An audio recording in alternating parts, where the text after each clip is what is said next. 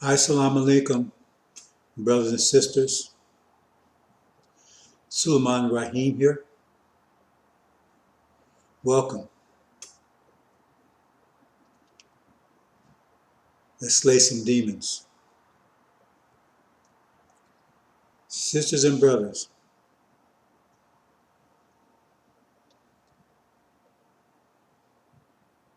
this topic is so grave, so important. All the topics are important, but this one is so important. I'm going to go over it a little bit more. This is phase 5, the subject, phase 5, God kill. So I had a phase 5, I'm going to go in and review phase 1 through 4 slightly before I get to phase 5. Phase 5 is end game.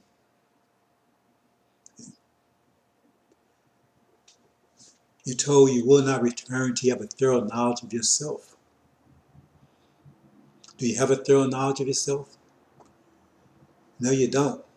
And most of you who claim to be followers of Elijah Muhammad don't, because you rejected most of the lessons and you haven't studied them. And you listen to Demon Farrakhan Legion, and he's definitely not giving you a thorough knowledge of yourself. Scientology and all this garbage he's giving you, you don't have it. I'm trying to give it to you. I'm going to give it to you. You're going to get it. Because once you get it, everything will change. You don't have a thorough knowledge of yourself. You may have some knowledge of yourself that's different between thorough knowledge. So we're going to iterate a few things. This may be a lengthy presentation. It's a lot to cover. Make a lot of points. Because times are moving quick. And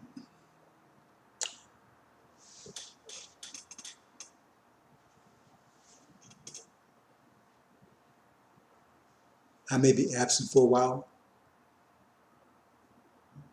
So you need to study. You need to study. And especially these phases. Because it gives you, it's kind of like bringing everything into focus. And when this war starts, I wouldn't depend on the internet, Wi-Fi, and all that stuff. So if you were wise, you would put this somewhere where you can access it. This information, if you value it. Because as I've told you, once the war starts, everything will change. And in my view, my understanding of the angel, my study, that war will start this month, November 2020. So let's get this presentation. But it's going to be quite a few different subjects. But they all hang together in different ways. So I'm not just jumping around. All these subjects, they hang together when you really study and think about them. So first, before we go further, I want to bring up a few things about this so-called election.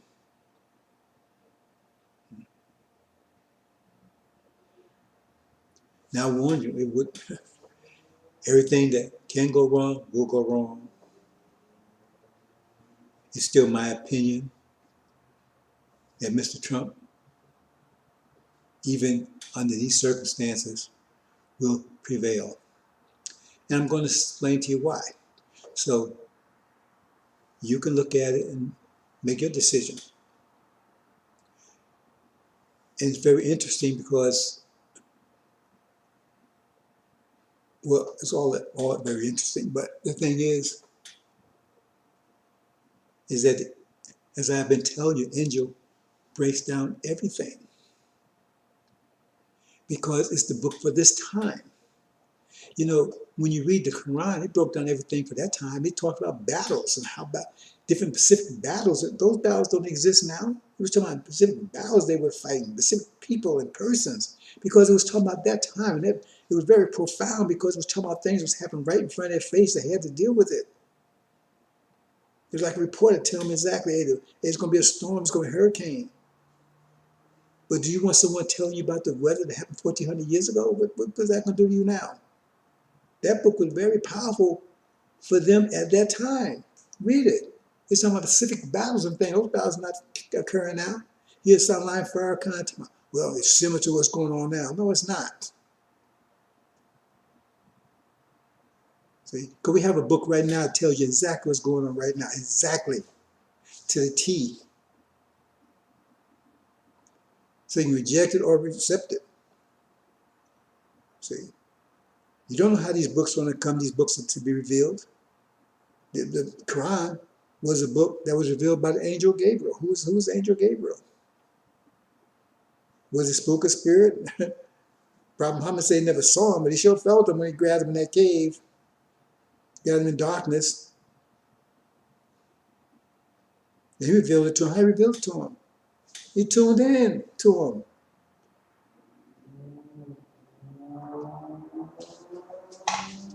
So let's move into this. I want to bring up a couple of things. Like I said, this presentation has a few subjects. So we're going to talk about this one on election for right now. Okay, just give me a second here, brothers and sisters.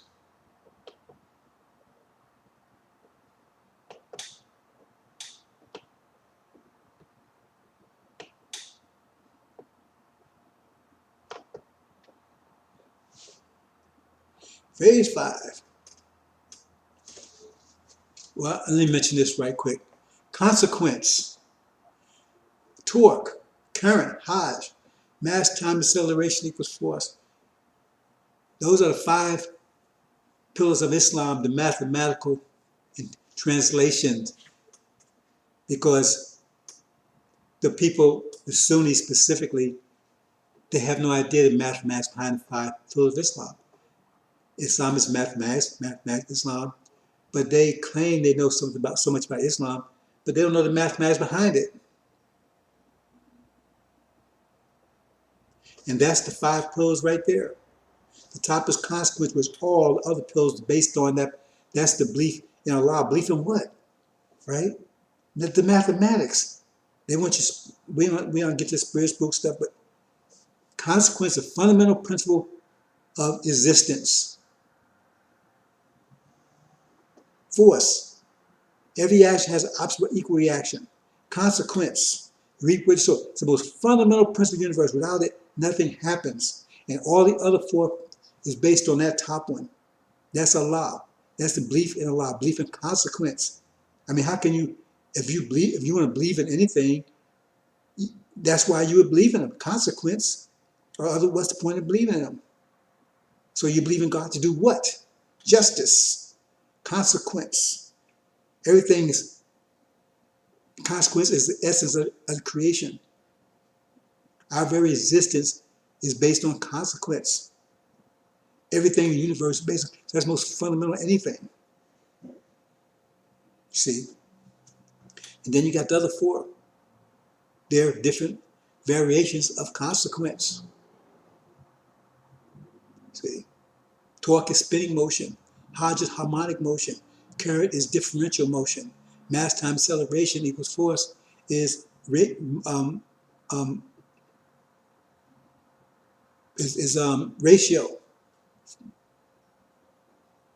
See, it's the ratio, force ratio. Okay, bro, so that's something to think about. But just a little, the most fundamental things they say, oh, breakfast is the best meal of the day, or whatever they call it, right? No, the best thing that they keep you for the day, salat. That's the best move you can make every day. That'll make your day better. And for those of you who did not know, and you can try it for yourself to prove it, if you make salat 2 to 3 hours, if you can do that, you get high, very high. So you can find if it's true. What you got to do is do it, right? But you're going to lose 2 hours. You know, it'll make you feel very good. And the other thing is slots are cumulative, right? It just doesn't go away. It adds every time you do it. It adds better. It's like cleans your heart, so it gets better and better. The more you do it, right? Because you got to get to the point where you get your heart, all those dents in your heart from all the experience you had in your life, right? You keep on doing it, you clean those all out till your heart is pure again. And then you just build on it. Let's move on. That's not where I wanted to. Let's get to we're going to get back to that one. Here. Iran, China, demons. Now I want you to think about this. Now we're talking about the election here. Now we're going to go into some Bible verses about these things. Here's China. Now think about this. And I was considering selling a male goat. Now the male goat, if you understand Daniel, represents, the male goat is also the leopard. The leopard is brown with yellow with brown spots. That's China and India together. China and India. There's death and Hades. We'll talk about that part later. Came from the west, across the whole surface of the whole earth without touching the ground. That means it came from the west. It means it's coming towards America, but it's not touching the ground. It means it's coming over the ocean. And the goat had a notable horn between his eyes. And it came to the ram that had 2 horns. The ram that had 2 horns, that's America, Britain, false Israel is the ram, and 2 horns is Gog and Magog, America and Britain. Right? So it's coming towards them, which I had seen standing before the river and ran at him with furious power. He ran furious power. This goat comes after that ram. This is for China, India. It comes, they invade America. They come attack him with furious power. And I saw him confronting the ram. He was moved with rage against the ram, with rage, and attacked the ram and broke his 2 horns. There was no power in the ram to withstand him, but kept him down to the ground and trampled him. There was no one that could deliver the ram out of his hand. Think about this. It says, it came with furious power. And he was enraged with him. Now ask yourself, who is enraged in China? Who is enraged in China? Who is enraged in China? See? Because remember, this is going, after what happens in the Middle East, this is going to be this war is going to quickly follow it. This war is going to quickly follow it. So, is Biden enraged in China? Is Trump enraged in China? Let's move on. Now, Iran.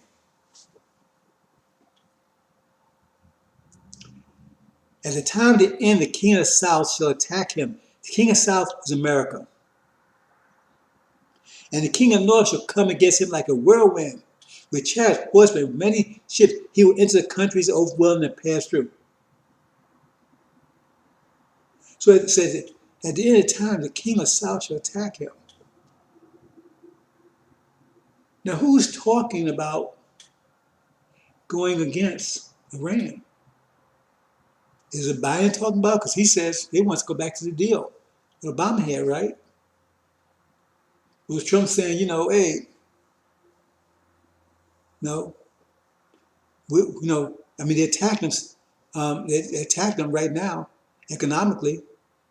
They threaten them.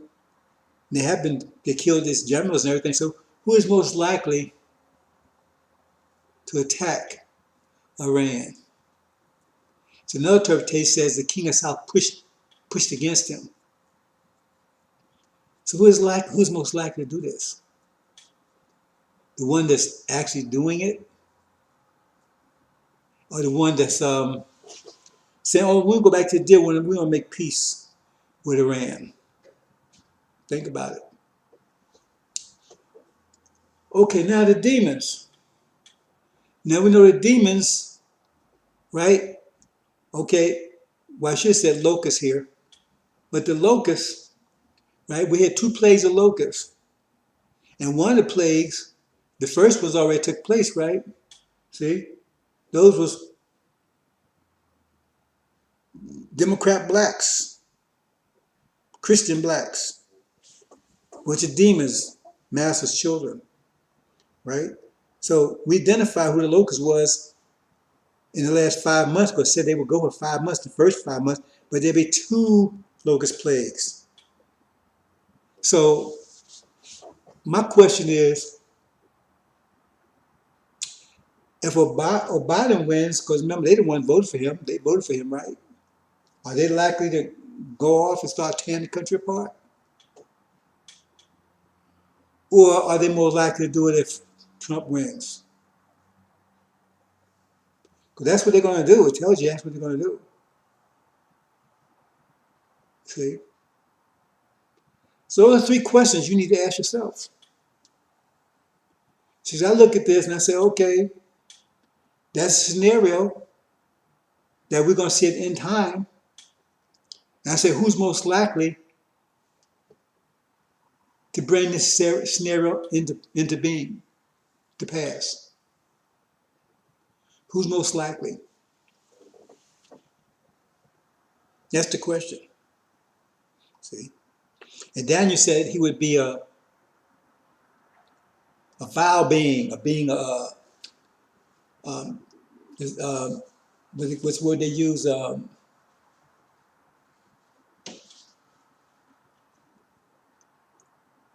Contemptible being. That's the one they contemptible. See? And they say he wasn't given the he wasn't granted the what's the word they use, the majesty of the kingdom.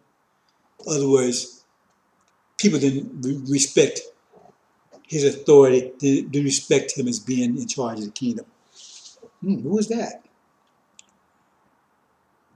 So just something to think about. So, oh, it looks really dark right now.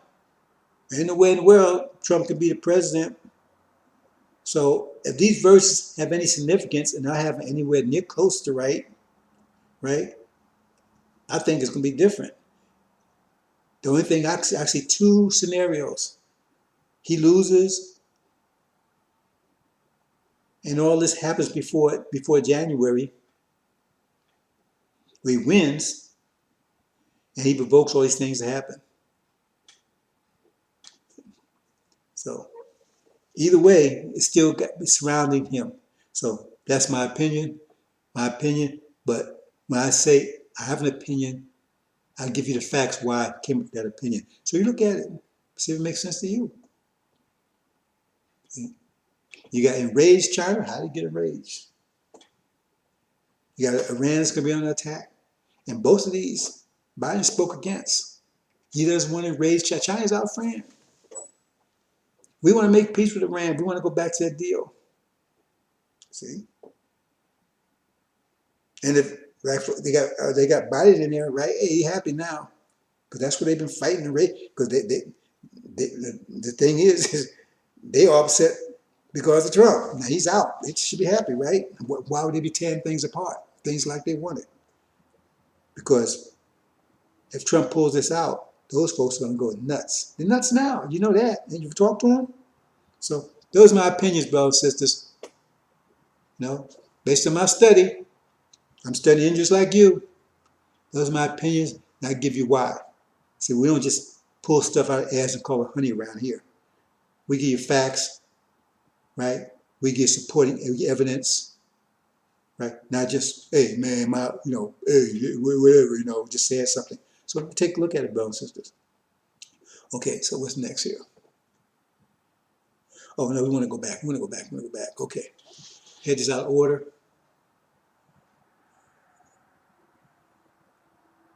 Yeah, we want to go back here. Okay, brothers and sisters. Do something right here, right quick. Again, after getting my something for my throat because it's kind of like failing. Hold on, right back.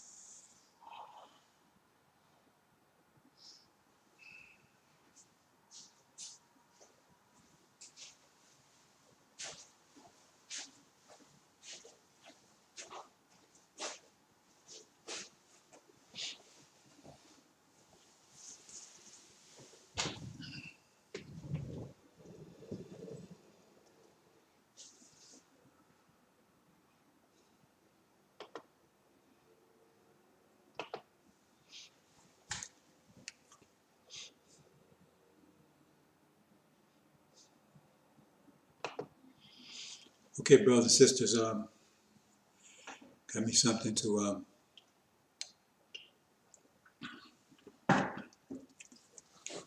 those doing better, but like it's fading up a little bit. Okay, we'll get back into a presentation. Let's see. Let's see.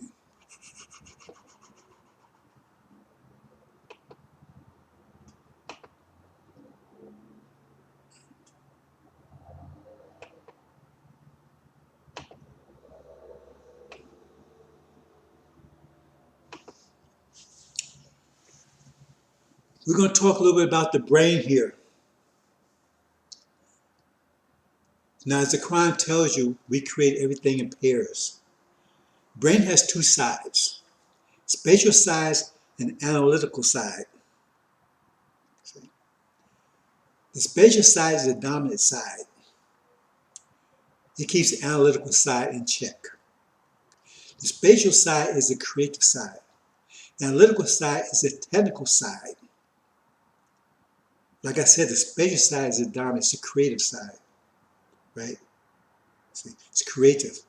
But the analytical is the technical side. So you create, you come with an idea like the architect, right? But you need an engineer, right, to bring it into existence. I mean, you can write all the diagrams and everything you want to, but you need someone that's technical, bring it into existence. See, the be and it is. The be is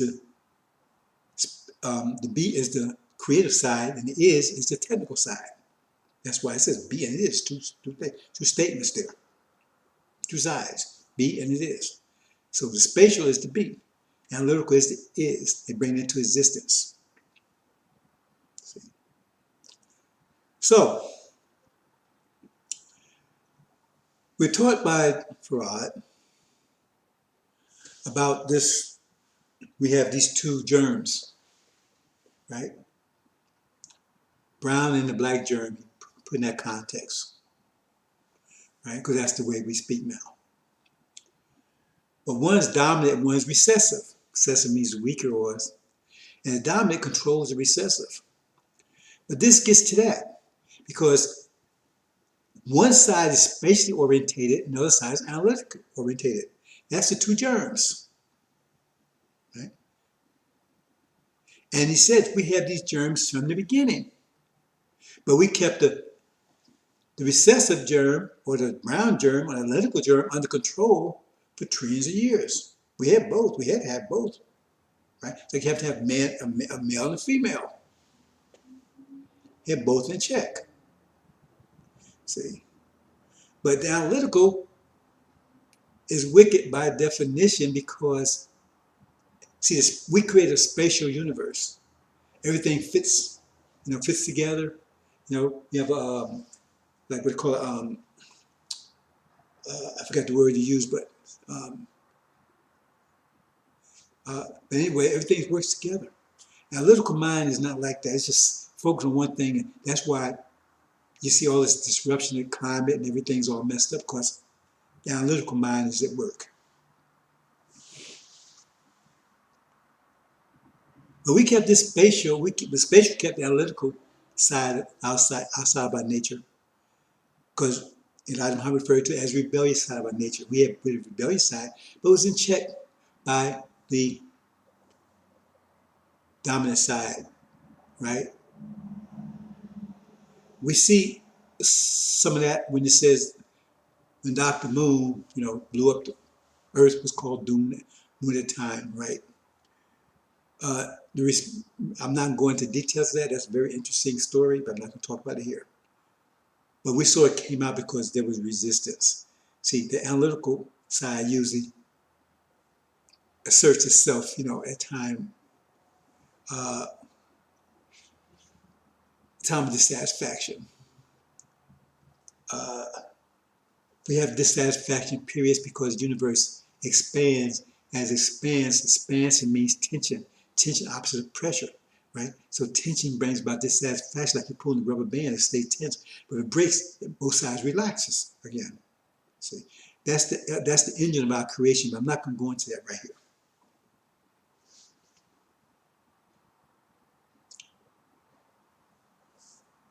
So as time goes on, right, the analytical side, it starts becoming more prevalent, but we still kept it under check for trillions of years. But we got to the point of energy deprivation when that period was coming, and it kind of started like 50,000 years ago. Evidence of it started showing up 50,000 years ago. See? So, and the Quran tells you 50,000 years is like a day with Allah. See, we think long term. See, we think in terms of 50,000 years, 25,000. Because Dr. Shabazz, remember, what's going on right now, this was determined 50,000 years ago. See, Cave, he thinks in terms, he thinks short term. That's what analytical mind, it just deals with what's in front of them. Spatial mind deals with the whole picture. See. So 50,000 years ago, when we knew we was going into energy deprivation and we saw Dr. Yakub come along, we also saw Dr. Buddha come along too. So what is that all about? This was at the point in time, right? Let me do something here. Give me a minute here, brothers and sisters.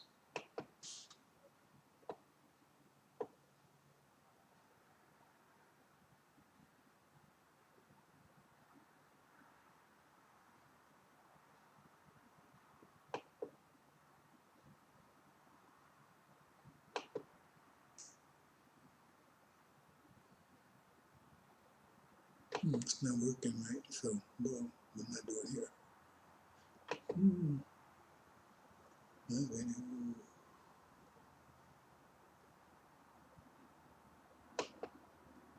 No. Well, let me do it this way.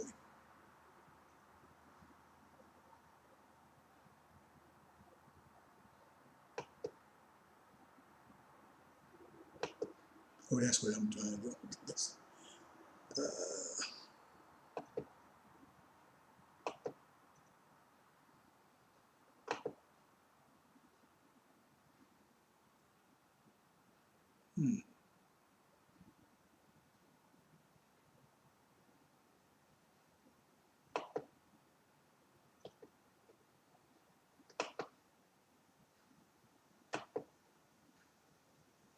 not working.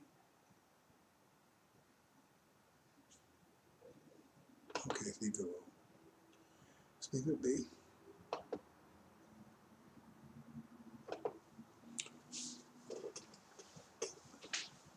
As I was saying, as universe expands, right, we get the point because we get weaker and weaker and weaker because we have less energy. In the beginning, we was like fierce. I mean, all the energy out there used to be here. Quran tells you all the energy out there used to be here. Earth and universe was one thing. Then we expanded. But now we're at the point where all the energies out there is less here. And so 50,000 years ago, we started to notice that at that point, we know that we was going to go through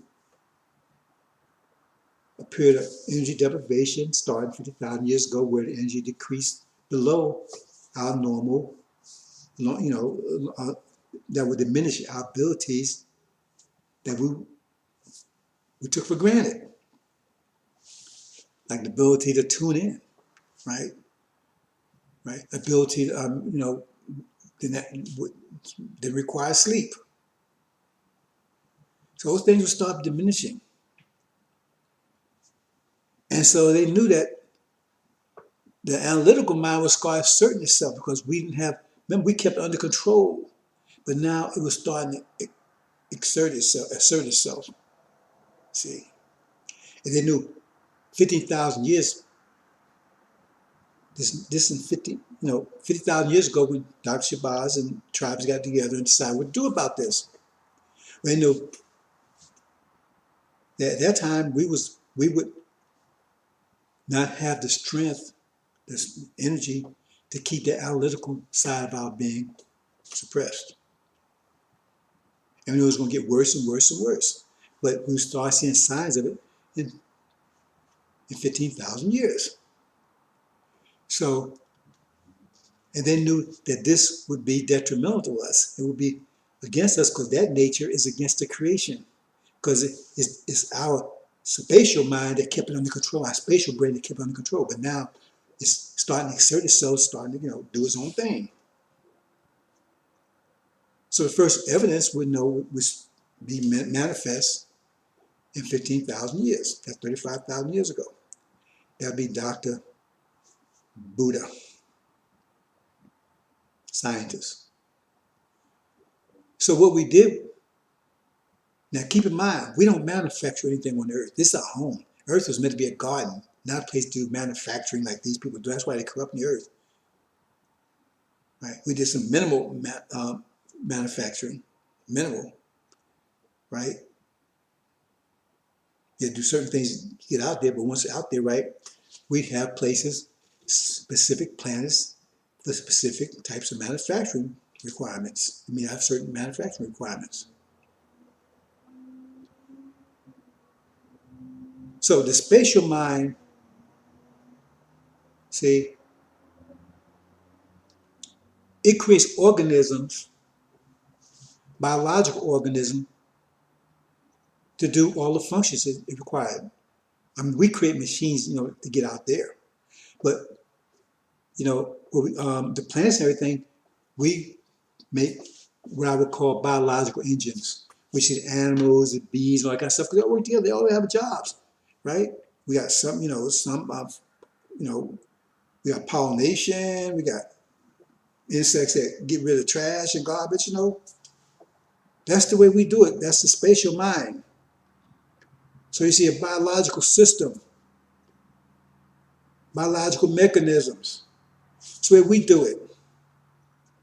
See?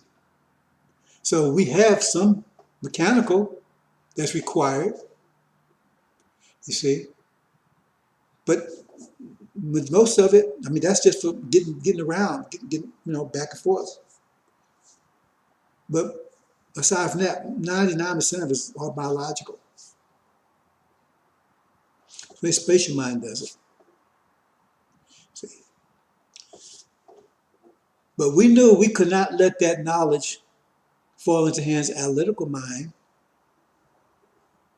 during this period that they would be predominant, you see. Because the problem started not 6,000 years is when it get very pronounced, but the problem started 35,000 years ago. That's when it became evident.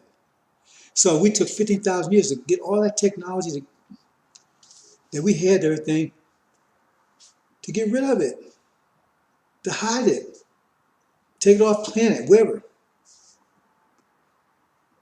Because we didn't want it to fall in the hands, right, of the analytical mind. When the analytical mind would take control. So by the time Dr. Buddha came along, all that stuff was gone. It was hidden, it was like never existed. See? The evidence, I mean, it's creation, but the mechanism how to bring it about and all the tools and all the technology, everything, that was gone. So when he comes along, there's no evidence of it. We had to hide it all. So he comes along and his point of view, he started this Buddhism because, hey, we didn't make this stuff. I mean, how did we make it? We don't have any tools, we don't have the technology to do that kind of stuff. So he comes with that idea. He started the idea of Buddhism. But that gets into a lot of other things because this gets back to the agreement. The Abrahamic covenant. Because at that time, they had control of the best part of the planet Earth. Because we'd already left. We'd went to Africa, south of Egypt. So from their point of view, right, this was maybe mythology or something. This deal and everything was made. Anyway, he wasn't going to honor it. I mean, I'm going into more detail, but I'm not going to excruciating detail. The bottom line is,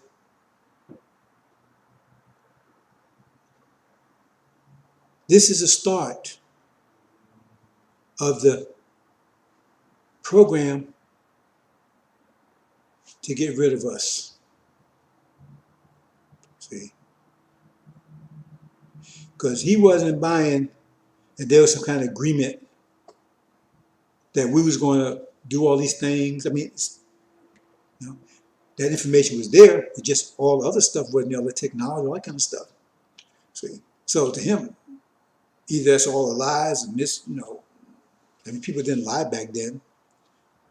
So whatever, the bottom line is that he started this disconnect between the creator and the creation because he saw no evidence that there was a connection between us and the creation. He didn't see evidence that we was the creator of this creation because we got rid of all that evidence. There was nothing that he could see that would convince him that we did all of that because we got rid of it because we knew he was coming along, and we definitely want that to fall in the hands of them. If they had fallen in the hands of Yakub's rafted creation and they had all that technology we had, we'd be finished. We'd been finished a long time ago. Look how much power they have now. They don't have 1/10 of the power that we have. And look how much they got right now. They got enough to scorch. They can't blow up the earth, but they can scorch it. See? So there we go with the process. The disconnect between the creator and the creation. See? So we're down in south of Egypt, and because at that time, right, India, Middle East, that was one, according to Angel, that was like one nation, about 3 tribes in that area. And what you see as Mecca, that was still central. That was still central. It was still central. Even back then, it's always been central. See? Even Assyria, Quran tells you Syria was one of the holy sites. But that's where it was, because that was the best part. So India, all those, it was surrounding, but that was all considered, the Angel that was all considered like one nation comprised of 3 tribes. See? And that's where Buddhism started. He started this to make the disconnect between creator and creation. See? That's where it started. See? The control of the analytical mind. Because remember, he's the first, he's the, how I say it,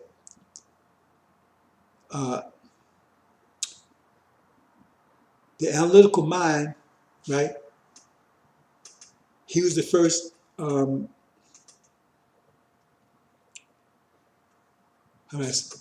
anyway, This is at the point that the analytical mind start asserting itself, start becoming more dominant, right? Becoming unrestrained, put it like that. He was first unrestrained evidence of the analytical mind, because he think analytically. That's what he's thinking. He's thinking analytically. So he looks at analytically, look at everything, says this doesn't make. I don't see how this. How can these people? How can they have control, create this whole universe? What was their evidence? I mean, where's their technology and everything? So he wasn't buying it. Analytical mind.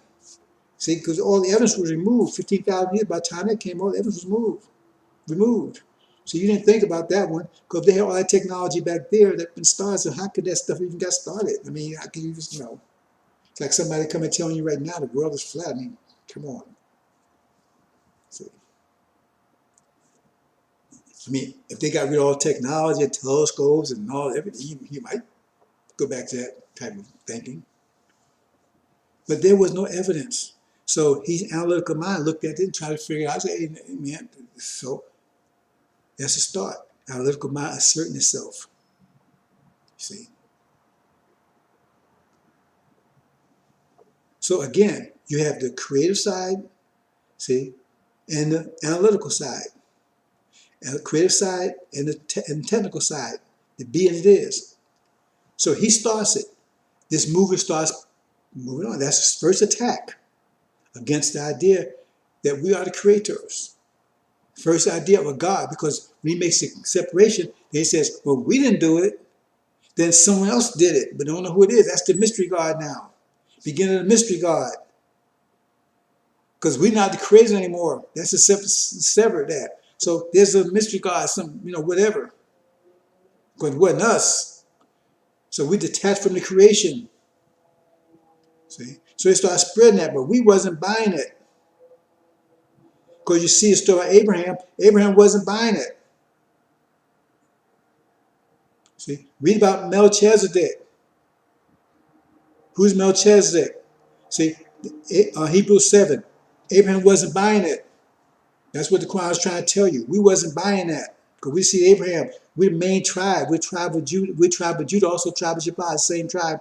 We wasn't buying it. See? So we stopped that spread into where we were in the south of Egypt. But it spread all around here, because if you go back in time, right? Because that's what Abraham found. That's what he found. Number idolatry and everything around there. And it cuts on. But it was moved back. See, it was pushed back into what you call India, in that area. See, it wasn't moved back into the Orient yet, because there wasn't too many people in the Orient at that time. That's another story about Mongolians and all that kind of stuff. It was moved back. Pushed back. Then, see, and it got so bad that that's how the so-called Native Americans got over here, because they was pushed out 15,000 years ago. Pushed over this side of the planet. See? They was totally disconnected. They started worshiping not some mysteries God, but sticks and stones and whatever, totem poles and whatever. See? Because it got so bad that they couldn't even tolerate them. The Buddhists and everything, they was worse. They was worse than, send them over here. So analytical minds start taking control of the planet. See? So now you got the war between the analytical mind and spatial mind, because before the spatial mind had it under control. But now you got this war between the analytical mind and spatial mind. And analytical minds get more and more, get stronger and stronger and stronger as we get weaker because of the energy deprivation problem, right? That we get is getting worse and worse and worse. Okay? Keep that in mind. This keeps going until what? Right? It's 35,000 years ago, then you get 15,000 years. It's got that bad that you got people worshiping sticks and stones and carrying on. See?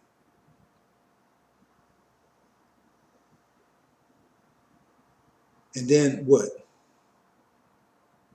So there's 6,000 years ago, which what? That's 11,000 years later?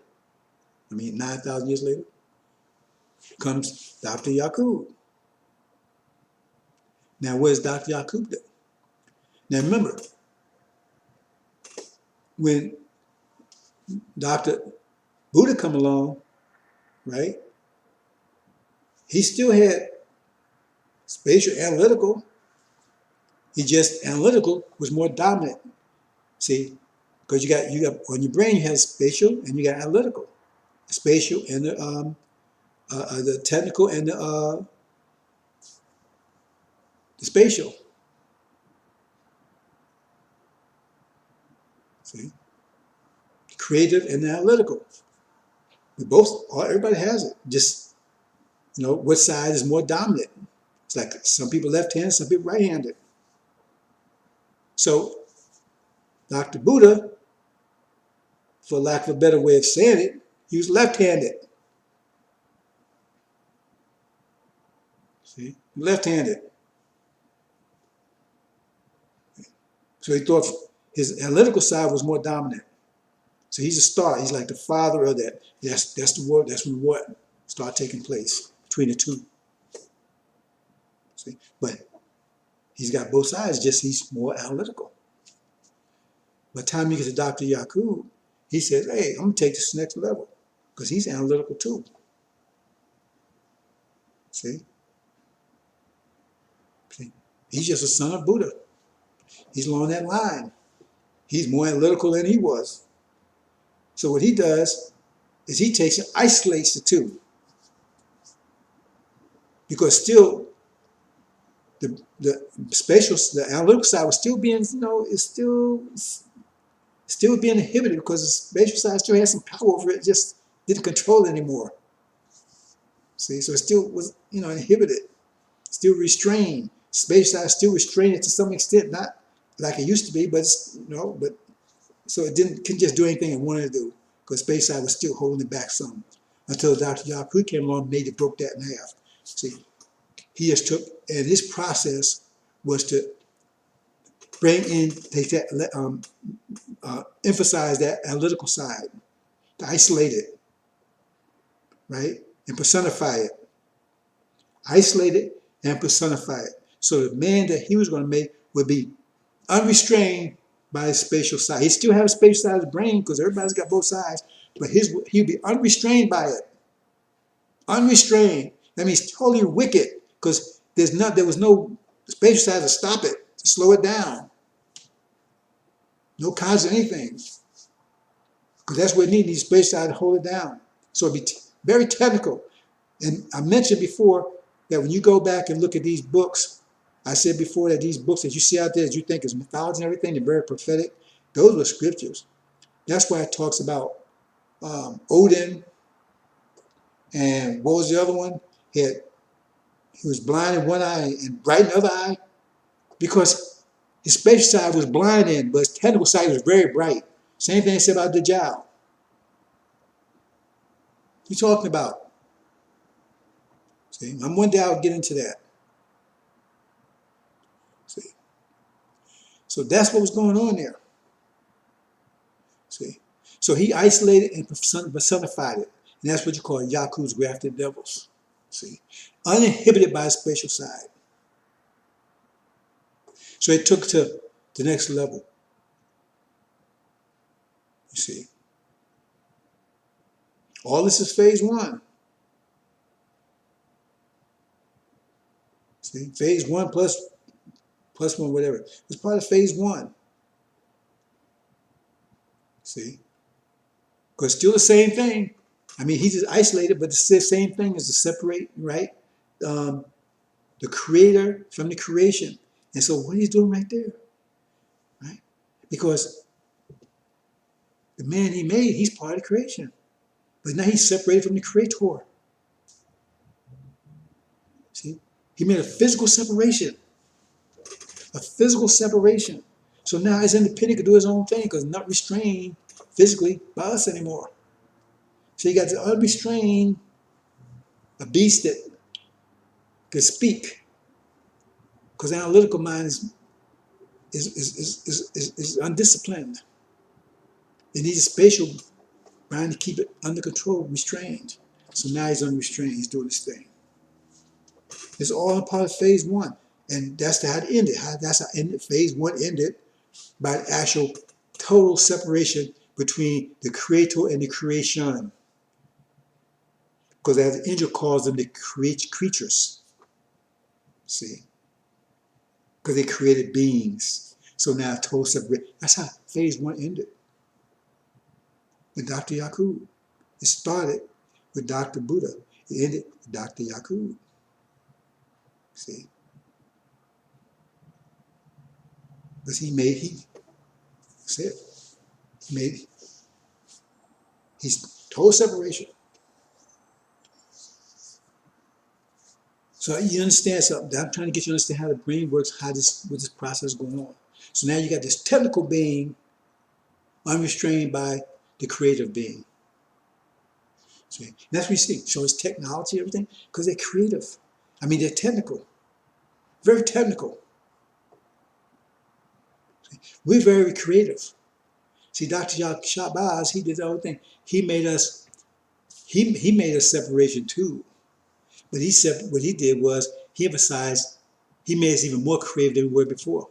Because he took like the creative side. See, in other words, if you're ambidextrous, right, you can use both hands equally. But if you can just use your right hand, put all that power in your right hand, look how much power you if you put all that power, because now you share it between both hands, right? So there you got 100 horsepower, use that word, 100 horsepower between hands, so 50 and 50. But now if you put all 100 horsepower in one hand, that's what Dr. Shabazz did. He took and put all that creative power, put all that analytical power, he put it all in the creative side. So that we very creative, because he saw Dr. Yakub come along, and he sort of in process. Man, we think in terms of 50,000 years. So he said, when the time comes, right, we're going to be wiser than even the first God, because we have all the power is going to be on our creative side, all of it. That's why Elijah Muhammad, we'll be wiser than the first God, because the first God, he was ambidextrous, he was balanced, right? But we are totally creative. That's why we put all that power on the creative side. But see what Dr. Yakub did, he put all that power on the analytical side. So now you got two extremes. All this creative power, all this technical power. And one being creative power, one being technical power. And if one he's totally evil because he's totally unrestrained by us, because he's rebellious. If he was restrained by us, then I was really powerful. But he won't be, because he, by definition, can't be. Because he would never submit to us openly, willingly. We'd have to force him into submission. You understand where I'm going, brothers and sisters, with this? So that's the end of phase one. So now we have two beings on the planet. One very creative, because you look out there, look at America, for instance. Look at everybody, look at the music and everything. That came out of our minds, not theirs. You see how technical they were, how analytical. But how to put this together, move and groove, the colors, the way they should dress, all that. You say, oh no, that came from us. The ideas, you'd be surprised. All these ideas that you think, all the stuff they make. You have to get the ideas and move that. Well, most of it, a lot of it comes from just looking at our creation. And a lot of it comes just from us. We don't get credit for it because we come up with an idea. We don't have no money and stuff to put. We need a technical person because we're not technical. So we need a technical person to bring it into. And then once we go and talk to them, they steal it, and then we lost it without. They take credit for it. That's another story. So there you go. So now you're into phase one. Separation of the creator from the created, from the creation. So all this is happening over there, where African Asia, they call all political Asia, like Mom talked about it, right? But it's primarily focused right? This before Dr. Yaqub, because remember, where was Dr. Yaqub made? He made his man over there in the Middle East, and it was forced down to Europe. What was happening right there? That was a focusing, just like it is right now. It's always been the focus on this planet. Right now, where's the focus on the planet? It's right there. One of the best part of the planet is our land. It's always been the focus. It's always been from the beginning. It tells you that in the lessons from the very beginning. Okay. So into phase one, right? Docu's creation. Okay. Phase two. Phase two is the coming of Prophet Muhammad. Okay. Now, he's fighting against phase one. He's fighting against idolatry. Because remember, it took over the Middle East.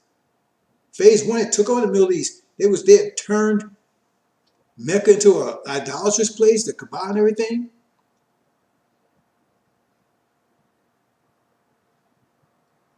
All this mystery God and everything. Hinduism, all that stuff was all over the place. That's Elijah, Prophet Muhammad had to get rid of all that stuff. See, what they're teaching now ain't what Prophet Muhammad was teaching. That's why it says 72 out of 73 is held bound of his people. So, here you go, and you got the Middle East focus on, he cleaned all that up. I mean, he got into the holy city. He was right in the Kaaba. This is phase one, the disconnect between God, between the Creator and the creation. And then Prophet Muhammad came along and cleaned all that up. See? And then when he died, just before his body became cold, here comes analytical mind again. They kill Ali. They started this Sunnism stuff. The disconnect again. The angel tells you that the house of Saud are not even Arabs, right? It says they're Indians, pretend to be Arabs. That's another story. Or maybe not so, well, maybe we'll talk about a little more. So that's what's going on there. Phase two. We're down, still in Egypt. We're still now preparing, see, for this time, the fulfillment of Abraham's covenant for 400 years. We're preparing for it, right? And we made ourselves stronger, stronger, stronger, especially the Creator, because we become greater creators. We can be wisest creators ever lived. Because we're gonna once your mind's restored, brothers and sisters, rule. It tells you, it says we will be wiser than the original. It says Farah is already out there. Okay. So we're down there. See? This stuff is spreading. After Prophet Muhammad died, this stuff is spreading all the Middle East. They're spreading it, right? It gets into Africa, right? They got control of North Africa, Algeria, Egypt, Morocco, all this Middle East, moving into into Europe. See, spreading that Sunni stuff. Not teaching Prophet Muhammad's teachings. It's been a disconnect. It's phase two. See? So we accepted Prophet Muhammad's teachings, but we didn't accept that Sunni stuff. See, if you understand Adam and Eve's story, right? We're the tree of life. They had to be separated. They moved away because if they got mixed up with us, they could live forever. And there was a sword, a flaming sword, between us and Adam and Eve, which is Gog and Magog. And a flaming sword was there, right, to protect us from them. But the flaming sword, right, was the Sunnis, because they was covering all of North Africa, which was called Egypt, Morocco, all those. They covered all of that. All of so so it wasn't a way for the Europeans to get in there, because they was an empire and they was stronger than the Europeans and they couldn't get in there. I mean, they had no idea about getting in there at all. In fact, they started getting to Muslims started declining, and the first evidence of that decline was the Battle of Grenada, when the Spanish, right, defeated the Moors, which were black Muslims out of northwest Africa, probably Morocco in that area, and that's when they start encouraging. So I'm not going into all that detail about that. But the point is that they couldn't have got in there unless the Sunnis allowed them to get in there. And not only did they allow them to get in, they helped them to come and get us, because they betrayed us. Because this analytical mind, again, we're going against a spatial mind. This is phase 2. This is phase 2. Because see, a lot of those people that claiming that they was Muslim, they still had that same idea, because Prophet Muhammad wasn't around that long. He wasn't teaching Islam that long. They still had that same idea that they had before Prophet Muhammad came along. But he overcame them, but they still had the idea, because they're analytical thinkers, they still had the idea. And so once Prophet Muhammad was gone, their ideas they mixed the ideas into what Prophet Muhammad taught, and that's what Sunnism is. It's a mixture of what Prophet Muhammad taught and that stuff that was existed before Prophet Muhammad came along. Because those people, they wouldn't kill Ali and set up their own thing. And they start, that's what Sunnism is. It's not Islam that Prophet Muhammad taught. Someone's at the door again, brother. Just give me a 1 second, brothers and sisters. Right back.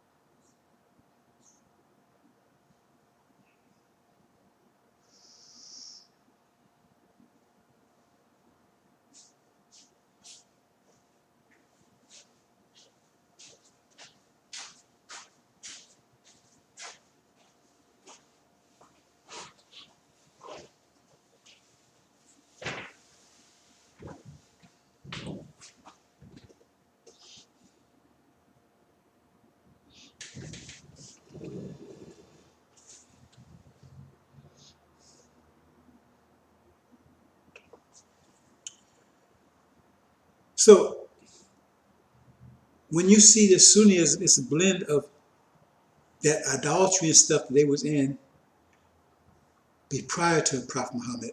They mix it in there. See, this thing, Ramadan. The Quran tells you they're doing it wrong. See, they say 1 year, every year, changing everything. That's that moon god stuff. That's in there. That's that when you Ramadan, they doing it based on the moon god. Elijah Muhammad had Ramadan correct. It's actually Ramadan is actually 4 holy months. It's the equinox and the solstice, right? That means March 21st, beginning of spring is one of them, right?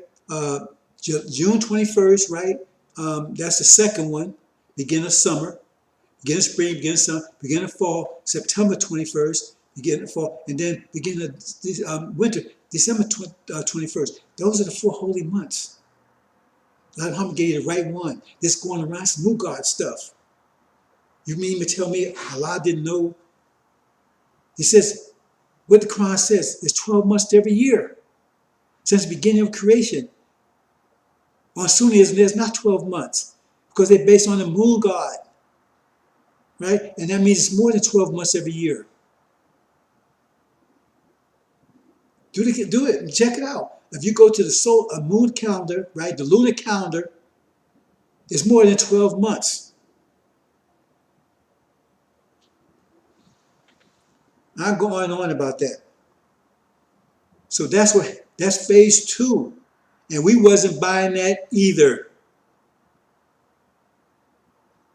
See?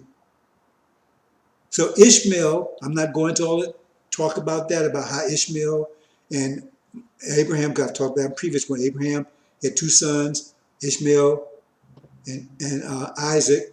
Isaac is the one that was from his wife that he's married to, and Ishmael came from his servant. Isaac was the one that was blessed by God because he was born. He's the youngest one. Ishmael, the oldest one. Normally, the oldest one gets the inheritance, but Ishmael was born by his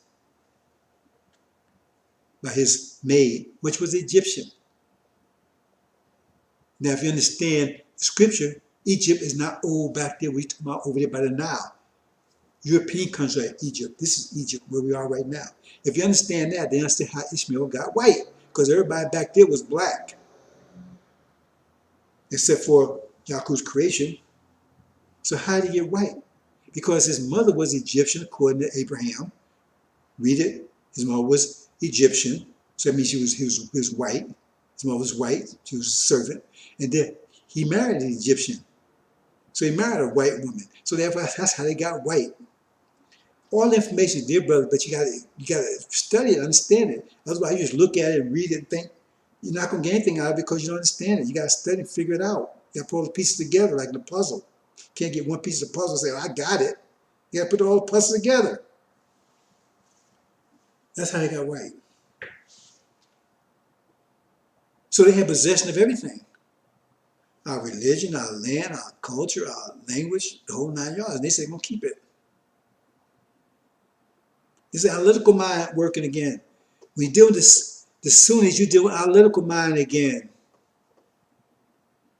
See, and not all of them, but they have taken over. Because see, all the Arabs are not Sunnis. Anyway, the point is that that's Sunni, that's the analytical mind. That's not what Prophet Muhammad taught. That's the analytical mind version of what Prophet Muhammad taught. See, so therefore they sided with Yaakov's creation, which is personification of analytical mind, to bring us in captivity, to get rid of us. Remember this whole program? This program started with Dr. Buddha, went to Dr. Yaakov, and then, remember, see, that's phase 2. Dealing with them Sunnis.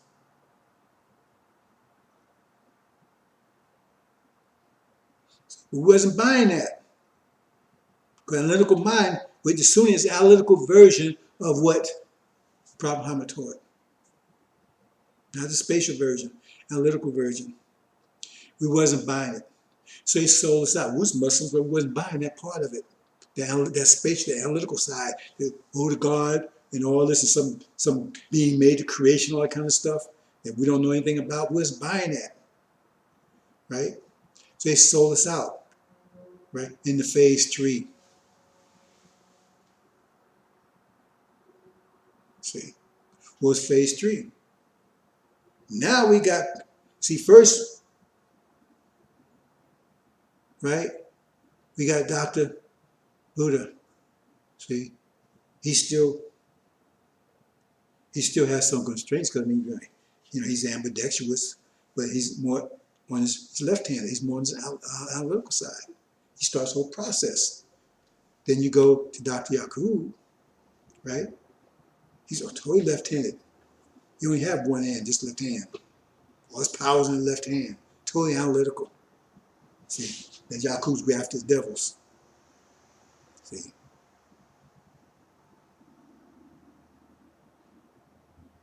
They set the stage for phase. They set the stage for phase 2, right? Which was Prophet Muhammad fought against that to stop it. They took over, and what? Next thing you know, they come after us. See, so we fighting against them in phase 2. Because we're not buying any of that stuff. See, they was kidnapping our children out of Africa and everything, and making them slaves and carrying on. See, that's phase 2, Sunnism. That's phase 2. So they wasn't able to. They were losing that battle. And they wasn't able to win. I'm not saying losing that battle, but they wasn't able to overcome us. So they betrayed us. They sold us into phase 3. They gave us over to Yaakov's grafted creation, which was worse because they had no constraints whatsoever. It was totally analytical. Remember, Dr. Yaqub separated, total separation. So we was confronted with that. That gets back to Abrahamic covenant because that's what he said that would happen. That's why Dr. Yashabaz prepared us for. He knew they was going to betray us. They made an agreement, but he knew they was going to betray us. In the end.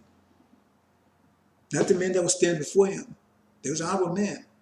But he knew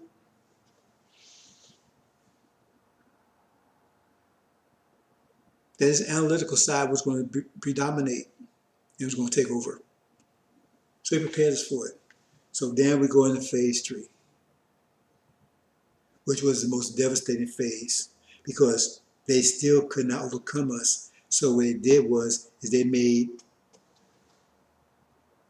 severed us physically from the creation by taking our children away from us and raising them up the 64-year period as animals, no connection with their parents, anything.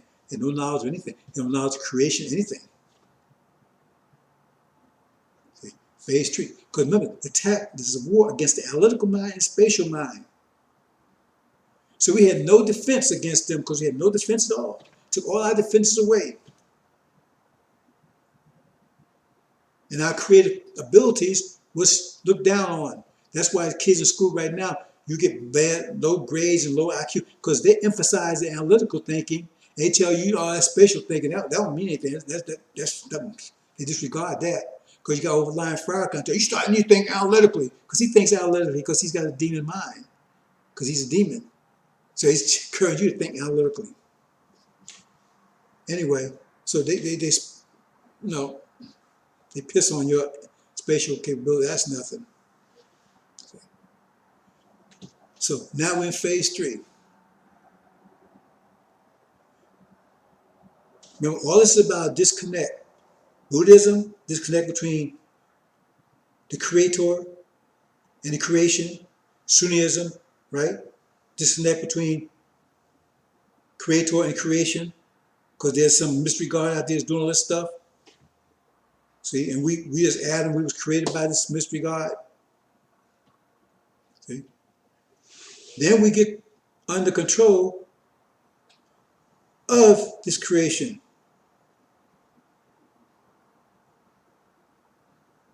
See, we had no defense. Now we're under control. Because remember, Yaakov's grafted.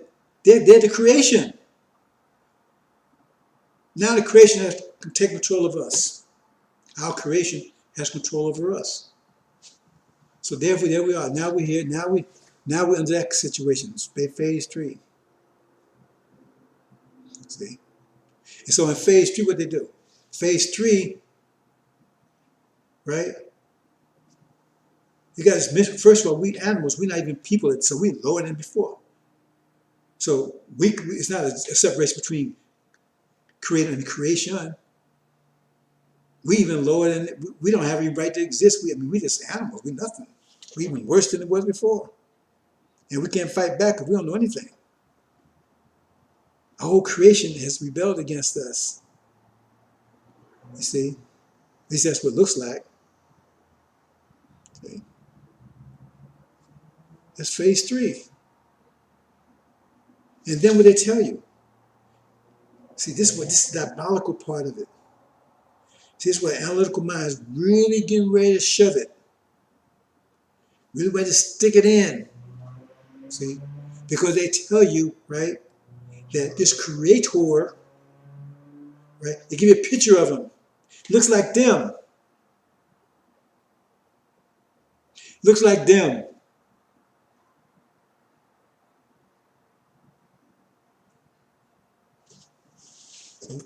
So now you're supposed to worship your creation.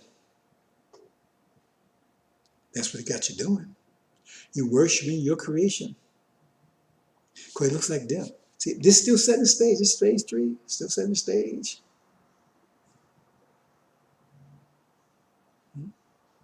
Phase 3.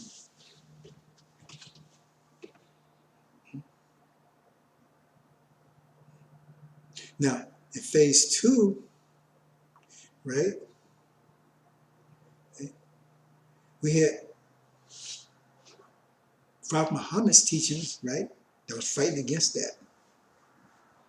That's why the betrayers that came after us. See. But in phase 3, what happens? Farad Muhammad comes along. As Muhammad comes along. Now we're blind, deaf, and dumb. They took everything away from us. They come tell us, no, don't listen to that. You are the creators. You're the maker, owner, creamer of planet Earth, God. You're the creators. All this creation is yours. See, they're lying to you. They're not the creators. You are the creators. They're lying to you. There's no mystery God created. You did it. You see? And then some start responding. They call them the Levites. They're the adopted tribe into tribe of Shabazz, but they responded. And they start growing, showing that the creation was working in their favor. See, that was their response against phase 3. So analytical mind, remember, they're still getting more powerful. They're trying to, their whole objective is they want control. They want to control the creation. That's what the whole war is about. Start with Dr. Buddha. So now they want control. And that's so, hey. So because phase 3 was supposed to seal the deal. Phase 3 was supposed to have sealed the deal. Every which way they talk about this Dr. Mr. Lynch or whatever, saying we can control them forever. We don't let them get any knowledge about themselves or anything. Keep them totally blind, ignorant, everything. So we have control of them and the creation forever. Until Master Farad Muhammad came along and raised up Elijah Muhammad and told us the truth that we are the creator. See, because they made the separation. I mean, they made a complete separation between the creator and the creation. And Elijah Muhammad came, Farad came, and made the connection again. And it resonated. See? Remember, it's phase 3. We're still in phase 3 now. So then they had to move to phase 4. So more drastic means because phase 4 was supposed to, if we do phase 4 didn't work. Hey, for them, phase 5 was, hey, we wouldn't be around. We'll get to that in a minute. So get to phase 4. We're in phase 4. What's phase 4? We got to break that connection. We got to sever that connection because Elijah Muhammad made the connection. We got to sever it. How do we do that? And come the demons. See, first we had the Sunnis. Now we got the demons. Look like us, walk like us, talk like us, but they ain't us. And that's Farrakhan. See, break that connection. Watch what he's teaching. We have no control or anything. This mystery God does it. He's the one who makes you in the wombs. He wakes you up in the morning. You have control of your life. You have control. Listen, don't take my word for it. Listen to his broadcast.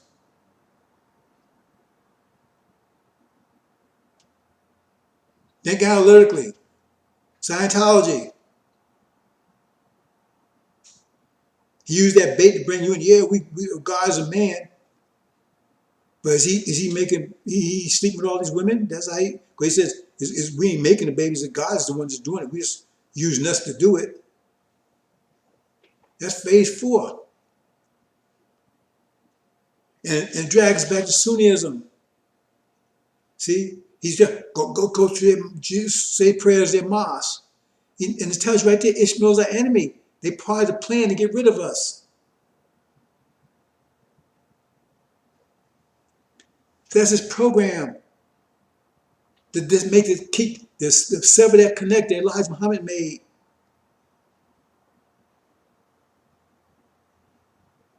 Turns back. Turn the clock back. Now I understand to some extent what scripture he's trying to do, trying to hold on to the idea. But they're losing because they got time against them. We got to keep, look, if you fight a defensive battle, you're losing. You have to go on the offensive. And so they're attacking, and you sitting back in the corner, hiding, trying to hold on to what Elijah Muhammad taught you, and they closed in on you and about to slit your throat. You see, you scriptees out there. See, time is on our side, so we should be on the offensive. Go out there telling them, because move on, because Elijah's no longer here. Your general is no longer here, and you walk around. You don't have no general. You got all these little lieutenants running around talking about, hey man, I know the way, and they fighting against each other, right? Because the real general that comes with the weapons to break analytical mind, to master it, to control it, right?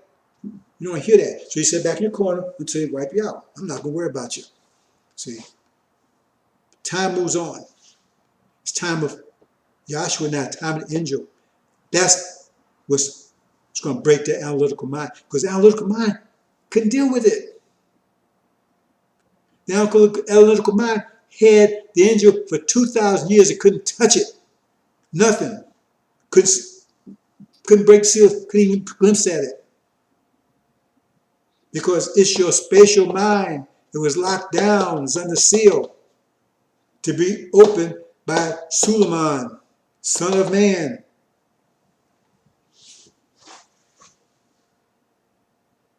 See?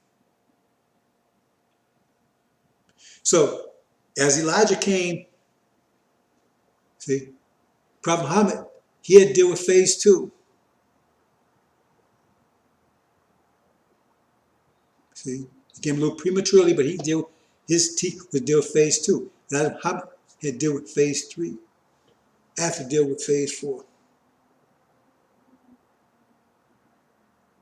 Where we are right now. See, because phase 3 is supposed to seal the deal. So now they come with, that's why I said Jesus had to get rid of demons. That's one of the first thing. See, because they're trying to drag you back into phase 3. Mystery God stuff. See. And so you have no idea what the end game is. Because the analytical mind, they have you don't have any idea where they're going. Because either way, phase 5 meant you wasn't supposed to be around anymore. Phase 3 was supposed to have done the deal. Supposed to have sealed it. See. But they got into phase 4. You understand? Because of Elijah. See. They got into phase 3 because of Prophet Muhammad. See. They're going to try to get into phase 5 because of me. They ain't going to make it. See. Phase 5 means your annihilation is get rid of you. get rid of the spatial mind altogether. That's what's planned. Just get rid of it altogether, because phase 4 didn't work. So, phase 5. What's phase 5? That's the analytical mind unbound. You're not supposed to be around in phase 5. See, they know that they physically can't survive in a contracting universe. They're wise enough to know that, because they see that the universe is going against them. They see that everything they do in technology, the universe is going against them. Their weather and everything is going against them. They know they can't survive like that. But analytical mind, as I said in the beginning, we make biological organisms. Those are our machines, so to speak. Biological organisms. See, bees, bees pollinate. We need something done. We make, I said we do have machines for getting out there and everything, but biological, that's where we do things. That's the spatial mind. But they make mechanical things. That's the analytical mind. You see all these mechanical things around you. Yes, they do. But they get the ideas from the spatial. They come to their own ideas. They got the ideas, like a lot of mama said, the buggy, car from the buggy and all that kind of stuff, right? From bugs. That's what I call it, the buggy. That's where you get it from. Okay? So analytical minds, mechanical, like I said, they're technical. And they're mechanically thinking like, all these all this stuff as mechanical, cars, and all that's more mechanical. See? Cell phone, all that kind of stuff. And are you paying attention where they're going? Okay, let's go back into the presentation.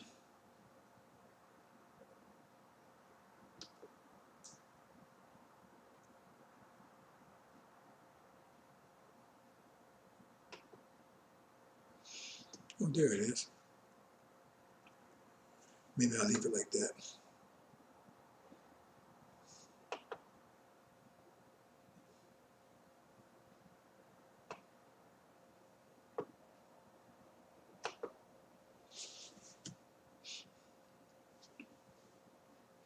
We're talking about the left and right brain. See, the right brain is creative, right side. Imagination, intuitive, right? This is how much intuition they have.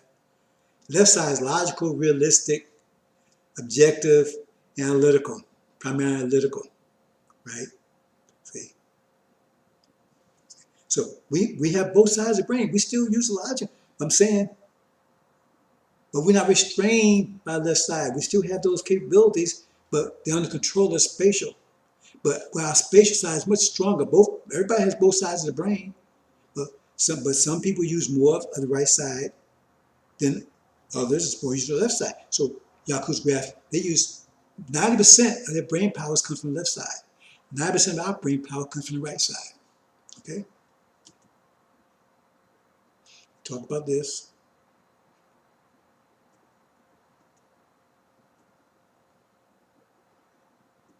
Now I'm going to come back to this. Cyborg. You know what a cyborg is? A cyborg is a person that their brain has been put into a machine. See here? That's what a cyborg is. See? It's not a robot. Robot is totally mechanical. Cyborg is a human brain inside a mechanical body. That's what they're moving towards. They're moving towards that. See? They're talking about putting, like, a cell phone, like a chip in your brain. Well, you don't need a cell phone anymore. So you just think somebody's number and you call them up and it's like telepathy. They're working on that. See? Sensory. Always, you could take and put electrodes in your brain, and you could just think anything you want to think. See? I mean, you want to turn on your, well, you have any sensory experience you want, put it that way. See, because you control it. The electrodes now, it's like a computer. You use like a water working computer. And under those circumstances, you can live as long as you want because the brain doesn't die like the rest of the body does. See? So you can live as long as you want because all it is, the only human part of you, the biological part is your brain. The rest of it is totally mechanical. So if something goes wrong, just replace it. You can live as long as you want. That's how they're going to, that's the creation they're moving towards. They're moving towards that at a very fast pace. That's the world that the analytical mind is trying to bring in because they know they cannot live in this universe as human beings, but biological, because their whole nature is against the creation. See? So they're going to be the new gods because we're gone at that point. And that's when they're the God now. Because that's the goal of analytical mind, to be the God.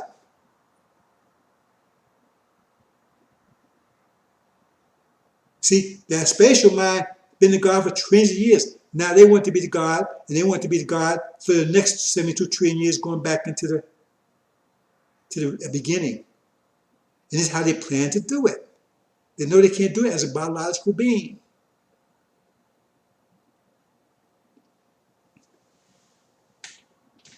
That's what they're moving toward. That's why you get all these movies in there. And that's not being, they're technical. And they can achieve that. They can achieve that because they're close and close to it every day. Faster and faster computers. We have computers a billion times more powerful than anything they could even imagine.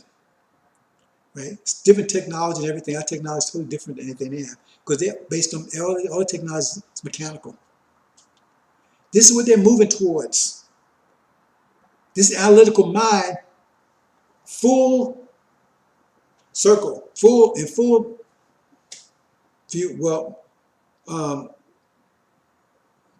that's the analytical mind. That's their future. That's the future they're moving towards. And that future doesn't mean includes you. They won't need you for anything in that. They'll have, and they don't use making biological beings, making mechanical beings. They're doing it right now. New robots and things, do all things for them. That's the world they're trying to bring in. And the only way they can bring it, they have to get rid of us. See? And if the only way to get rid of us is to destroy ourselves, because they have to make that disconnect between the creator and the creation. See? And their last attack is with Farrakhan and his demons. Listen to what they're saying. They think they're going to be part of this. They're going to go too. They don't want them either. You saw how they did the Indians, the Cherokees against the Shawnee and everything. Once they knocked that out, then they knocked him out too. Divide and conquer. Didn't you like Mama teach you that?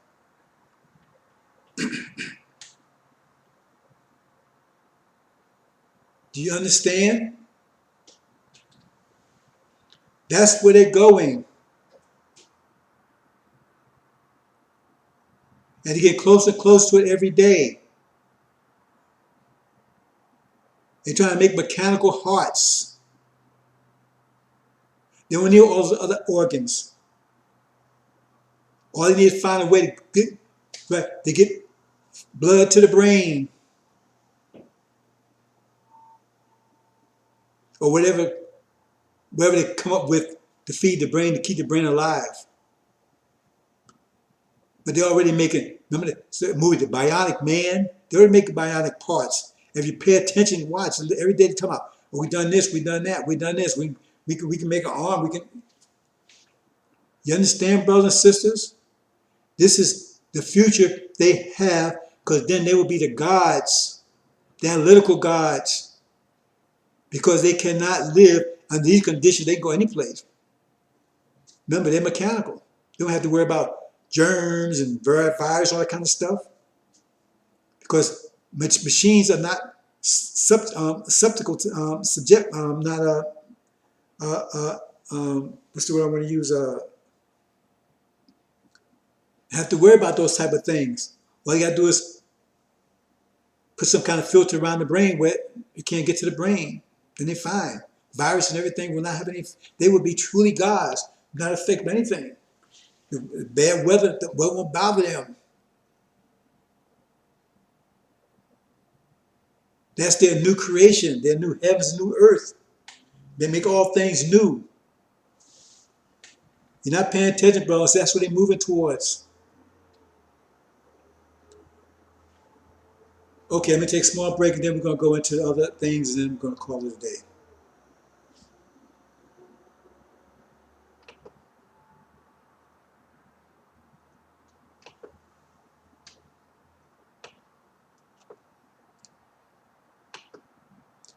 Let me take a small break here, brothers and sisters.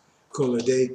But I want you, trying to get you phase 5. Phase 5, you don't know, you're not around anymore. That's where they're trying to get to.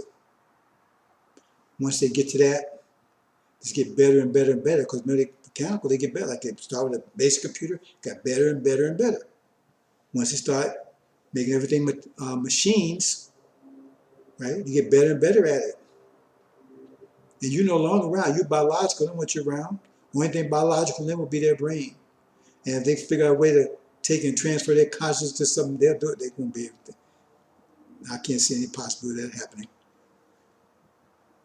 The only thing will be biological is their brain. They protect that, and the rest of the body is so they can live as long. The brain doesn't die like the rest of the body does. The brain is pulled down by the weakness of the body. See, because the brain just needs oxygen, right? Blood and oxygen, so it needs. And if the body is not strong to keep producing it, then the brain starts slowly dying. But if it keeps producing it, it's like that's why you have to sleep, because your heart is not strong enough to keep, because the energy deprivation keep energy going 24/7, a strong supply. So then, right, you're not getting, you get sleepy because you're not getting enough oxygen to the brain. That's why we eat something, right? First thing you get sleepy because you deplete oxygen to the brain. A small break, brothers and sisters, and then I'm gonna finish up.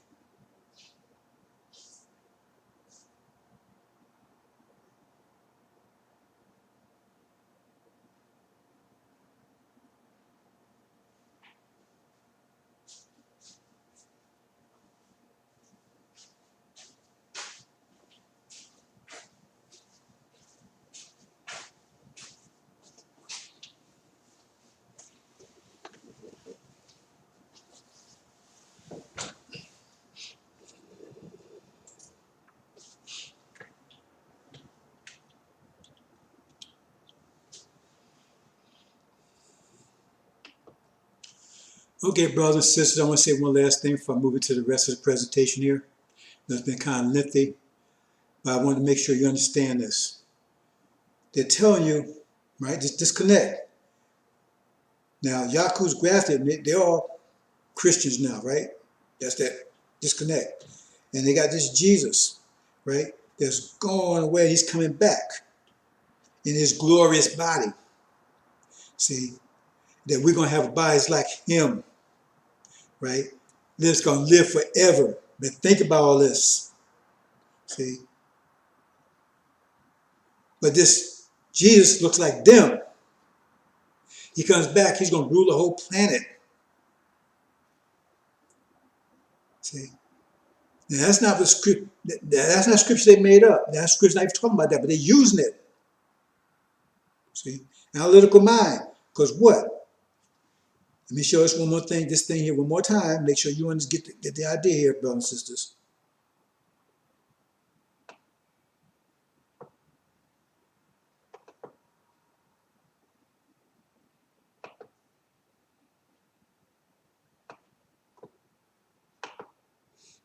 Make sure you understand. That's going to be what their Jesus is going to be like. See, he's going to be one. He's already, they made it. They fixed it. First successful one. See, he's going to be the Jesus that returns. That looks like them. See? Now they're the gods, because he's the God, right? He's the son of his God. He's going. That's the whole story. That's it building towards. See, and then everybody's going to be transformed into cyborg beings. You think that's crazy? You better think about it again. You better start reading these scientific novels, not novels, scientific papers and stuff, instead of watching NBA and NFL, that they get closer and closer to this idea to make mechanical bodies and trying to figure out how to take and hook it to the brain. This is the kind of research they're doing. Once they complete that, that's their Jesus, and everybody's like them. And then they're the gods from now on. And they can live as long as they want to. And you'll be under their control. Not you, you won't be around anymore. The rest of the nations will be under their control. Because see, we told you Jesus coming back. There he is. He's got his glorious body. It's incorruptible.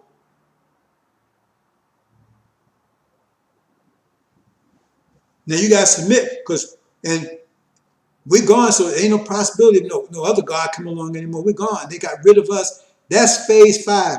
That's what they're getting to. You better pay attention, brothers and sisters.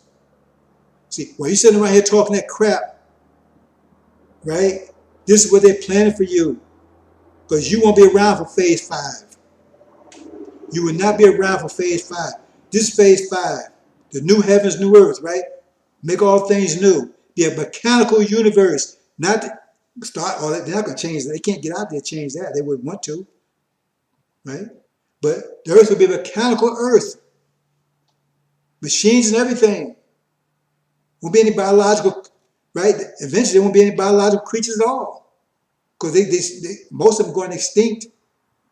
So they got little robots running around doing the things they want them to do. What they need it for anyway. That's the new creation. The analytical mind brings. The analytical mind will be the God. They'll be running the creation. That's the creation they're bringing. Only biological part on them will be their brain, period. If they can figure out a way to take care of that, they would. Put their conscience into some mechanical being. That's the future they have planned. Not for you. You won't be around for it. That's phase 5, and they finally finish. But phase 4, they have to get rid of us. Phase 3 is supposed to seal the deal. Phase 4, it says phase 4 will come as a snare. That's their planning right now, to get rid of us. And I'm here, right? I'm the one, right? I'm the one who has to deal with phase 4. That's how many had to deal with phase 3. I'm how many had to deal with phase 2. Farad and myself have to deal with phase 5. See? Because that's their plan.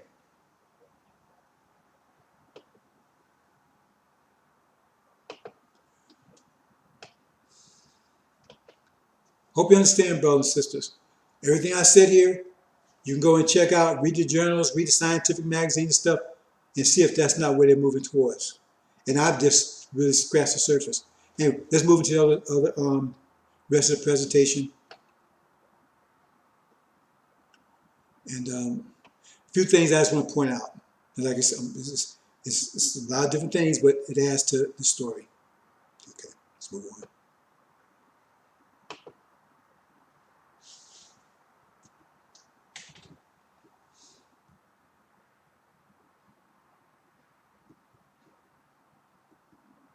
Okay, we talked about that, so make sure we get back to the beginning here.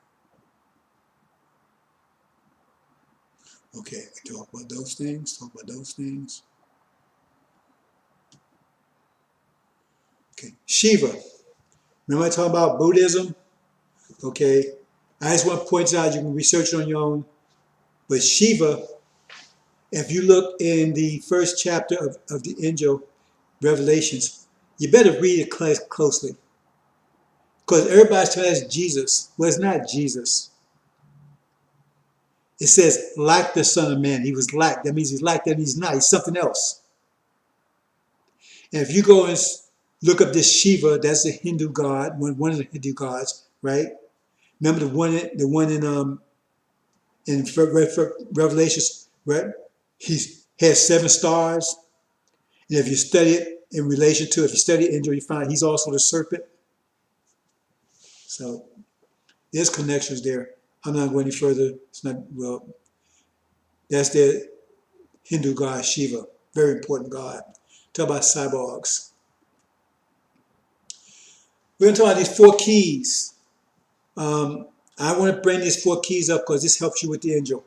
I said these subjects I'm talking about, they're different subjects, but they help you bring all this into focus. In the angel, they talk about 4 keys. So what are these 4 keys? This helps you understand the angel because we talked about death and Satan. We talked about China and India. Must always things come together. China and India was going a war, right, with Gog and Magog, or the ram, the 2 horns of the ram is Gog and Magog.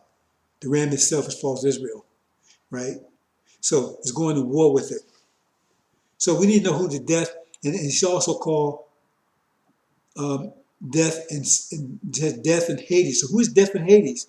See, they're telling you, oh, lying, stupid Ishmael, son, hey, man, the pale horse. There's no pale horse. That's a bad translation. It's greenish yellow. And it's not death.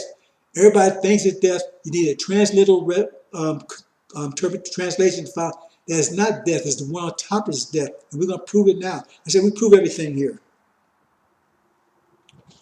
Okay, it says 4 keys, and here are the 4 keys. It mentions 4 keys in the angel.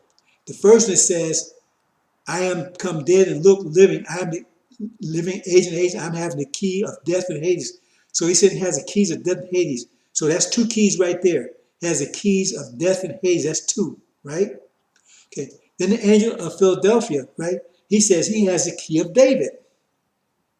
So that's 3 keys, right?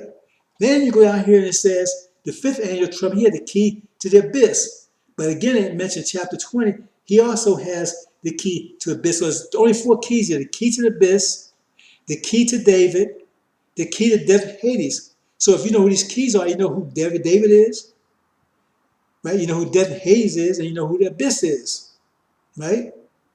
Because that's where Satan was thrown into the abyss, right? Okay, there you go. Look on the right there. They're the 4 keys. The 4 keys are also the 4 winds. The 4 keys are also the 4 winds. Now the 4 winds blow, right? Now look at that top key. Key of David. Now you know who David is. I told you, David's Farad. And his spiritual son was Suleiman. David would rule the kingdoms. He's the God. He would rule it. But Suleiman would be the high priest. He would give the people the light. He's the son. He would give people the light. But Farad would rule the nations. But it'd be the light, but out from the light that they get from Suleiman. See? Let me say this. Let me say this. You say, well, if we get rid of the analytical, y'all could grab the devil. Then we said, being this, we're going to do the is. That's what the Shia. Remember the Shia, they're part of the analytical nation. They're the Muslim part. So they're more technical, but they still have enough spatial to keep it under control. And they're submissive to fraud, right? Because he's close to the analytical side too. He's very technical. That's why he built the wheel. But he still has enough spatial, right, to keep it under control. While Suleiman is almost all spatial. He has very little technical. So you have to have, just like the male and female. The male is not 200% male, and the female is not 100% female. See? Because they have to have enough, right? So they communicate. So if you're told social and told, then you have to have something in the middle to have a ability to communicate to each other. Let me take this. I forgot something here, so let me take this out because it's going to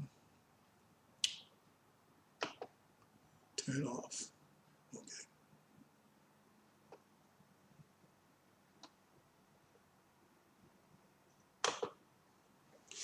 So you have to have that bridge between the two. So if the Shia, they would be the tentacle, they would be the ears, because they're very technical. They do have enough spatial to keep it under control, but they're highly technical. See?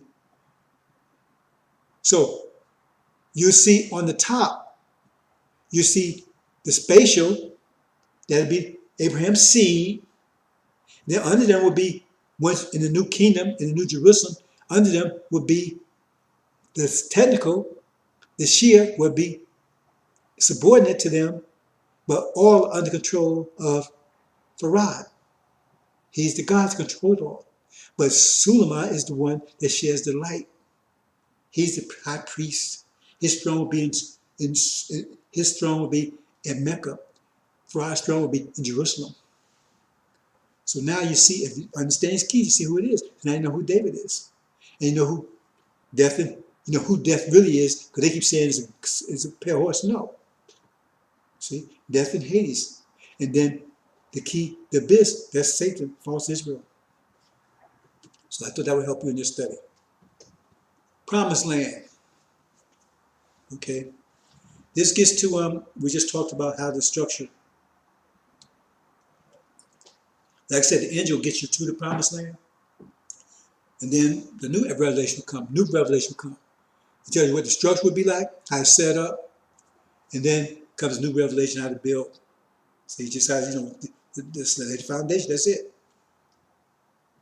Then you need you, the fourth generation, is going to do the building. You're going to build a kingdom. So this is the promised land. This is us going to the promised land before we get there. And this is it. See, Abraham's seat on top. Next are the Shia, they're the technical part. We're the creative part. Remember, they're separated now. We're the creative part. We're highly, highly creative because we don't have the technical side restrain us anymore. Highly more brighter created than the original being because he was ambidextrous, right? But we highly creative, more creative than the original being, right? But the Shia, they would be more technical. So we say be, and they would be, it is, they bring to existence. And then you see under them, right? That would be the African Muslim, right? They'd be the workers, the laborers. Because you got the technicians, right? But then you got people that do the work. See? And under them, right, would be the Sunni, who has betrayed us and everything, right? Well, those who survive the tribulation and get the act together, see, they'll be brought back in, see? And they will be the servants. They want us to be the servants, now they're the servants. But they'll be in hereafter, see? Elijah would rule the laborers, the technicians, right? So the witnesses be that they're technical, they'd be like the architects, not the architects rather, the engineers. But you got engineers, but you need people, that do the work, the engineering work. That's the Africans. Then you got the servants. Then you got the architects. That's the top, Abraham's seed. And Farad's ruling the whole thing. Okay? Be and it is. Okay, brothers and sisters, I want to point this out to you. See, this Christian thing, most of you probably none of you pay attention to this.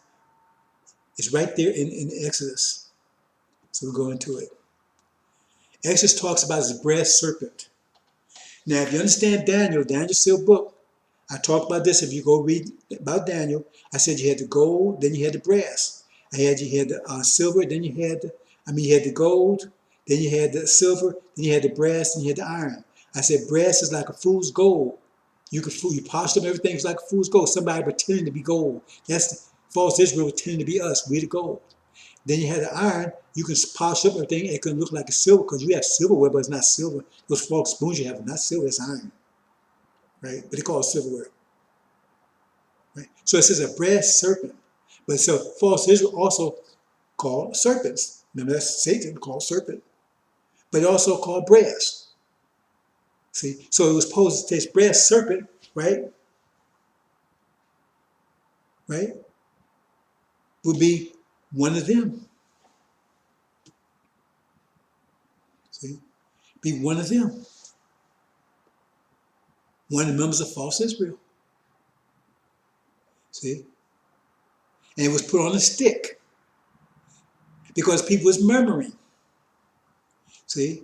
Because it said the serpents were biting them. Who are the serpents? The serpents, I show you right there. That's the Europeans. See?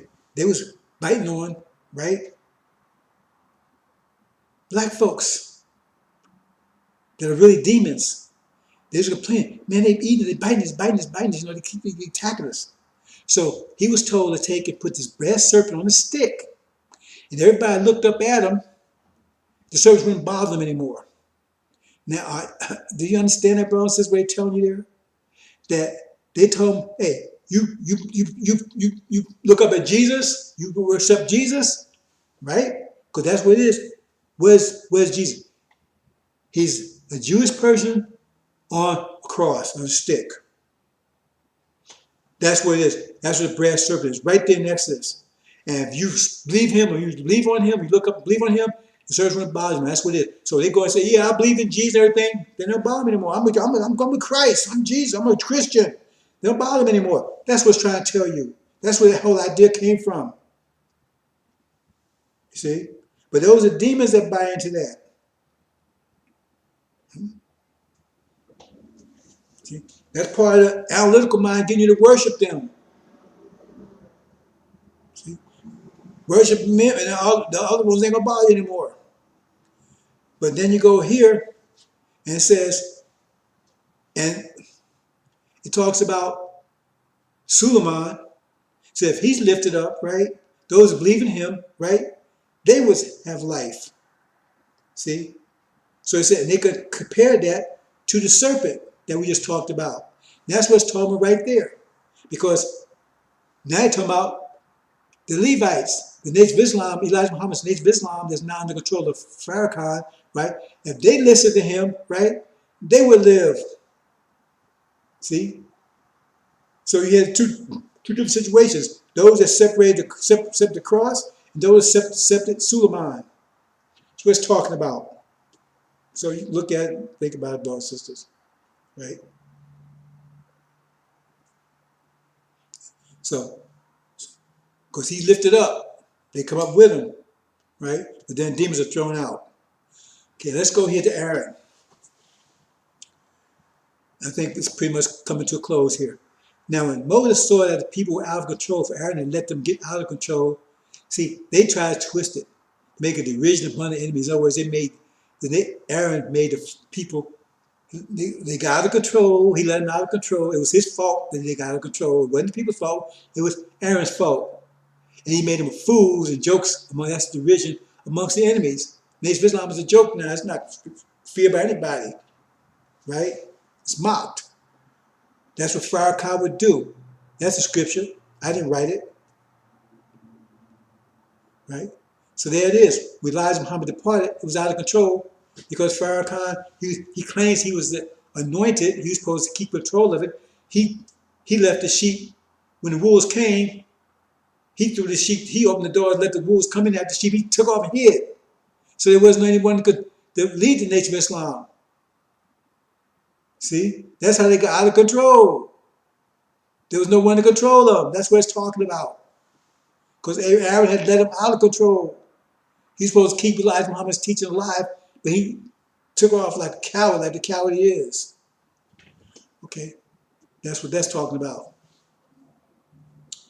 And then this is another one here. Now, I'm not going to take a lot of time with this, brothers and sisters. But right here, you see, what I'll point out is it says that when Moses returned, right, he took and he saw that those working the golden calf, and he says that all the sons of Levi he gathered to him, right? Remember, they was Levites. That's the Nation of Islam. Elijah Muhammad's Nation of Islam. The ones that still believed in those. That's what Elijah Muhammad raised. He raised the Levites. Those still believed in him. He gathered them to himself. He says, Moses again said, whoever is for the Lord, come with me. So those for the Lord, who's the Lord he's talking about? Suleiman. Because that's he's prepared the way for. Only with the Lord, come with me. And all of the sons of Levi gathered. Those are the ones, right? That's at that time, right? He's cleaned up, so now they come with him. See? And the rest, right? Those demons, right? What did he do with them? He slaughtered them all. And how did he slaughter them? It says, now look at this very closely. So sons of Levi did as Moses instructed, and about 3,000 men of the people fell dead. Why do you use name 3,000? Those you've been studying Al-Injil know that each one of those represents 1,000. Each one of those blocks represents 1,000. So why 3,000? Because the 3,000 demons, they're the 3,000 right there. Those ones were slain. Farrakhan and other demons. You understand, brothers and sisters? Who slayed them? There you go. See?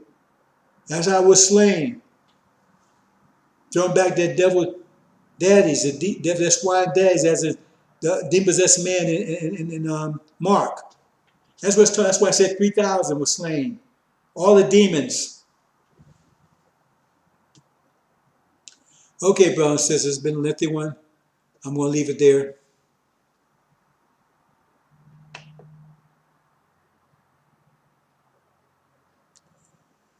I can't believe I did that, brothers and sisters. Okay. I'm going to go through this quickly. You already heard it. I don't know how that happened.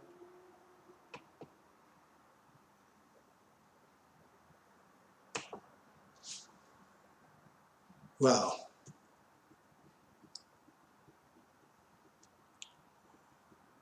You heard me talk about it, so when I go through it, you'll be able to go back and look at it.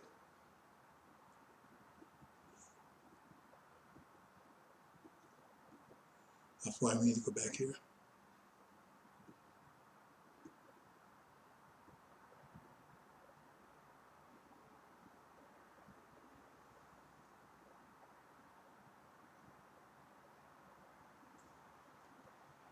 Okay, brothers, so we talk about Shiva, right? So here we talk about it, so you can go in Cyborg, you backtrack and look at the right. But Cyborg, that's what the future is. Cyborg, right? Talk about that. The 4 keys. It's 4 keys. So I talked about it. Apologize. I may do this again, but you get the pictures. You already got the conversation. So now you got the pictures, the graphics that go with it. Here's the keys, right? 4 keys and 4 winds. Now we know who David is, right? Who Hades is, death, who the abyss is. 4 keys. Then the promised land.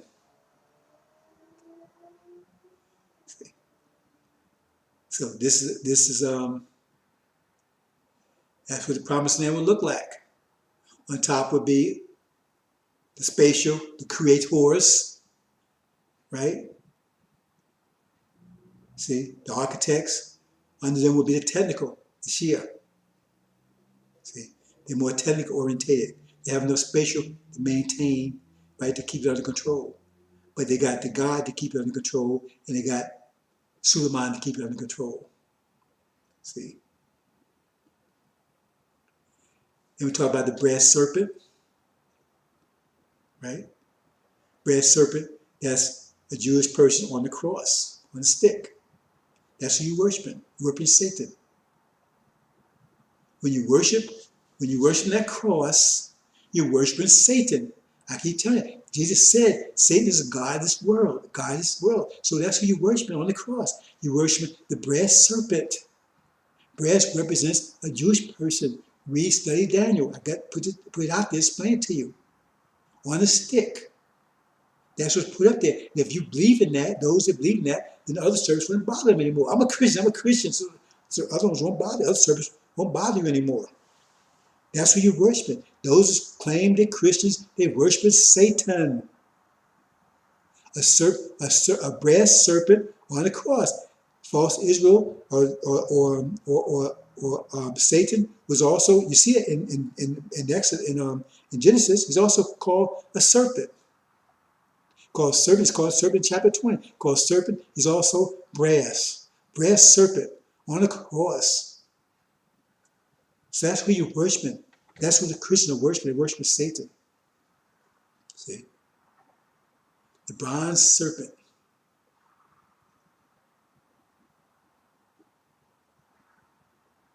See? He is Suleiman. See?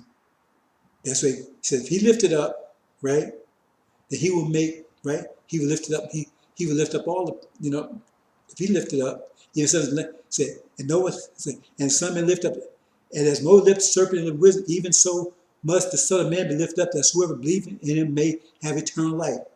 See, those are those that follow Elijah Muhammad that hear this message and listen to it, right?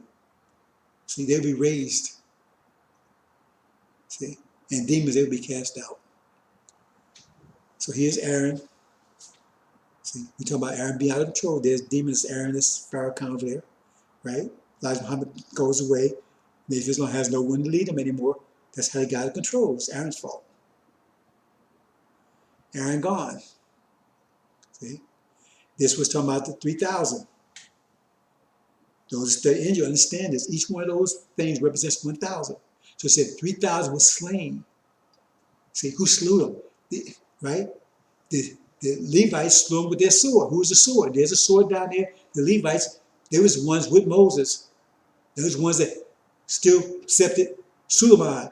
Those ones that Moses, right, who sided with Moses, came with Moses. Read that, right? It says, whoever is for the Lord, come with me. Whoever is Solomon, come with me. All of a sudden, the Levite gathered to him, right? And they slew all the other demons. And how many slew? 3,000. There's your 3,000. 1,000. All Pharaoh was demons. See, with the sword. What was the sword? Right? There it is.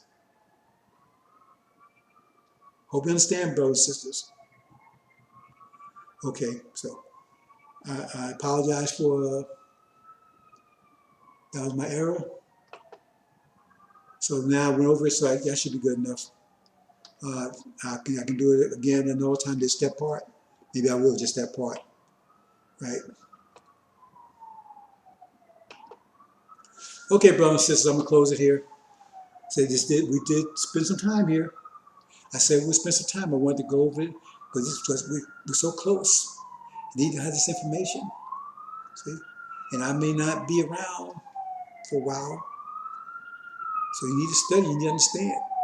You can't assume I'm going to be. See? I mean, I could tell you some things, but the reason I'm saying that is not to scare anybody or shake up anybody.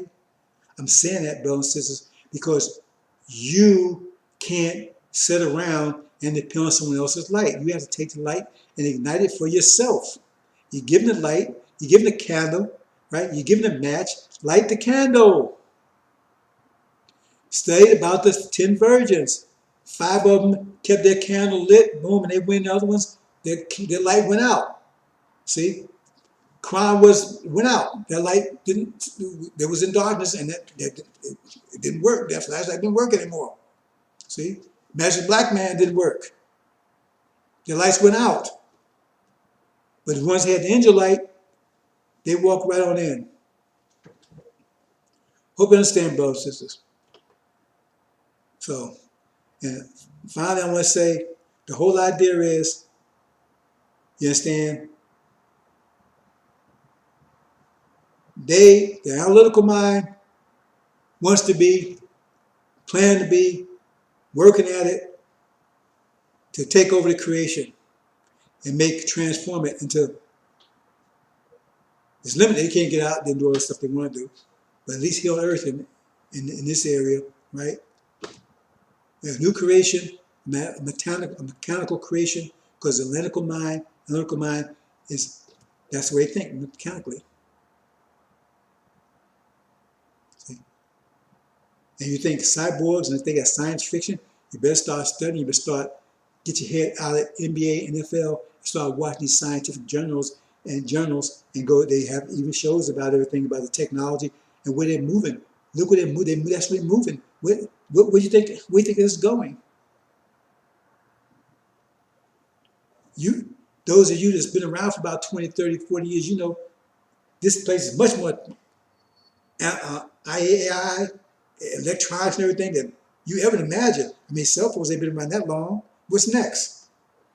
Right now, they're trying to get implants on the brain. They're trying to find out where, they're trying to fix, they're mapping the brain. See, let me say this quick and let me get off here. When they found out about DNA, they found out about that. They said we're going to map it. They thought it was going to take 50 years to do it or more. But at that same time, came along with computers. Computers, they was able to do it like in a few years. That's why they can do DNA testing, all that stuff.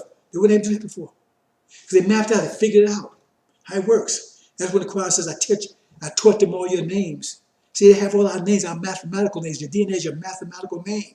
You understand? And they have it. See? They can tell just about everything they want about you with your DNA, and they get wiser and wiser all the time. Like Muhammad said, one of the last things to do is to be playing with this experiment with the seed of man. That's the DNA. He said it. See? So, now they're trying to map the brain, electrodes and everything else. See, they can make you see. You ever seen these movies where they take and put something here, and they can make you think, one of the things, where they had this movie, and you think it's far-fetched, they was going to put these electrodes on you.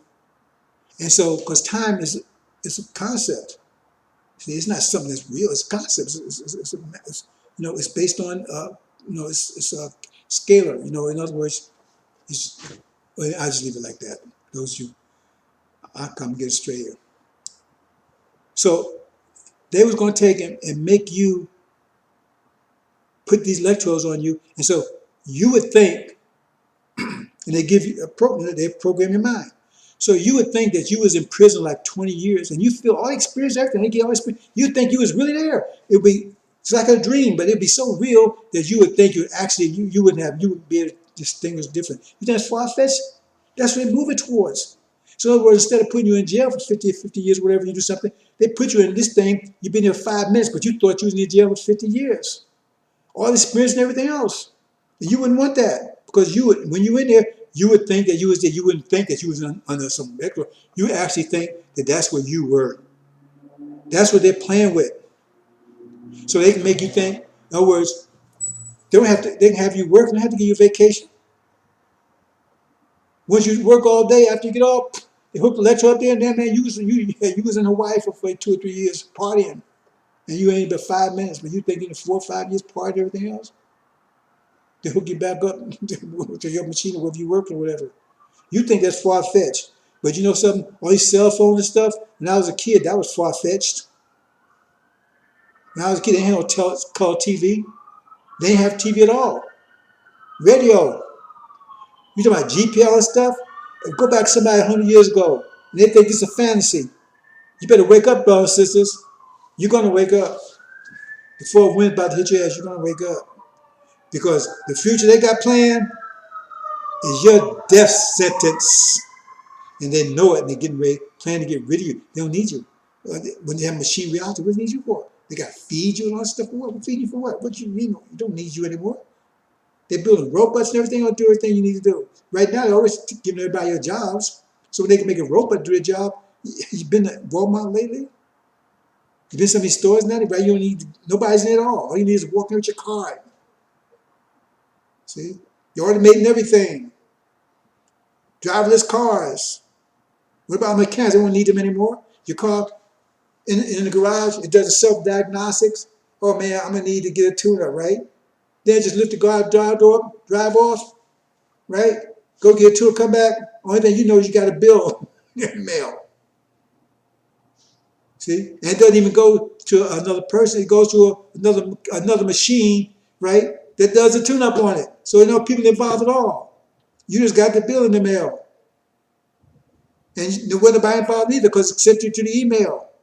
Brothers and sisters, whew, it's not going to happen. But that's their plan. Assalamu alaikum.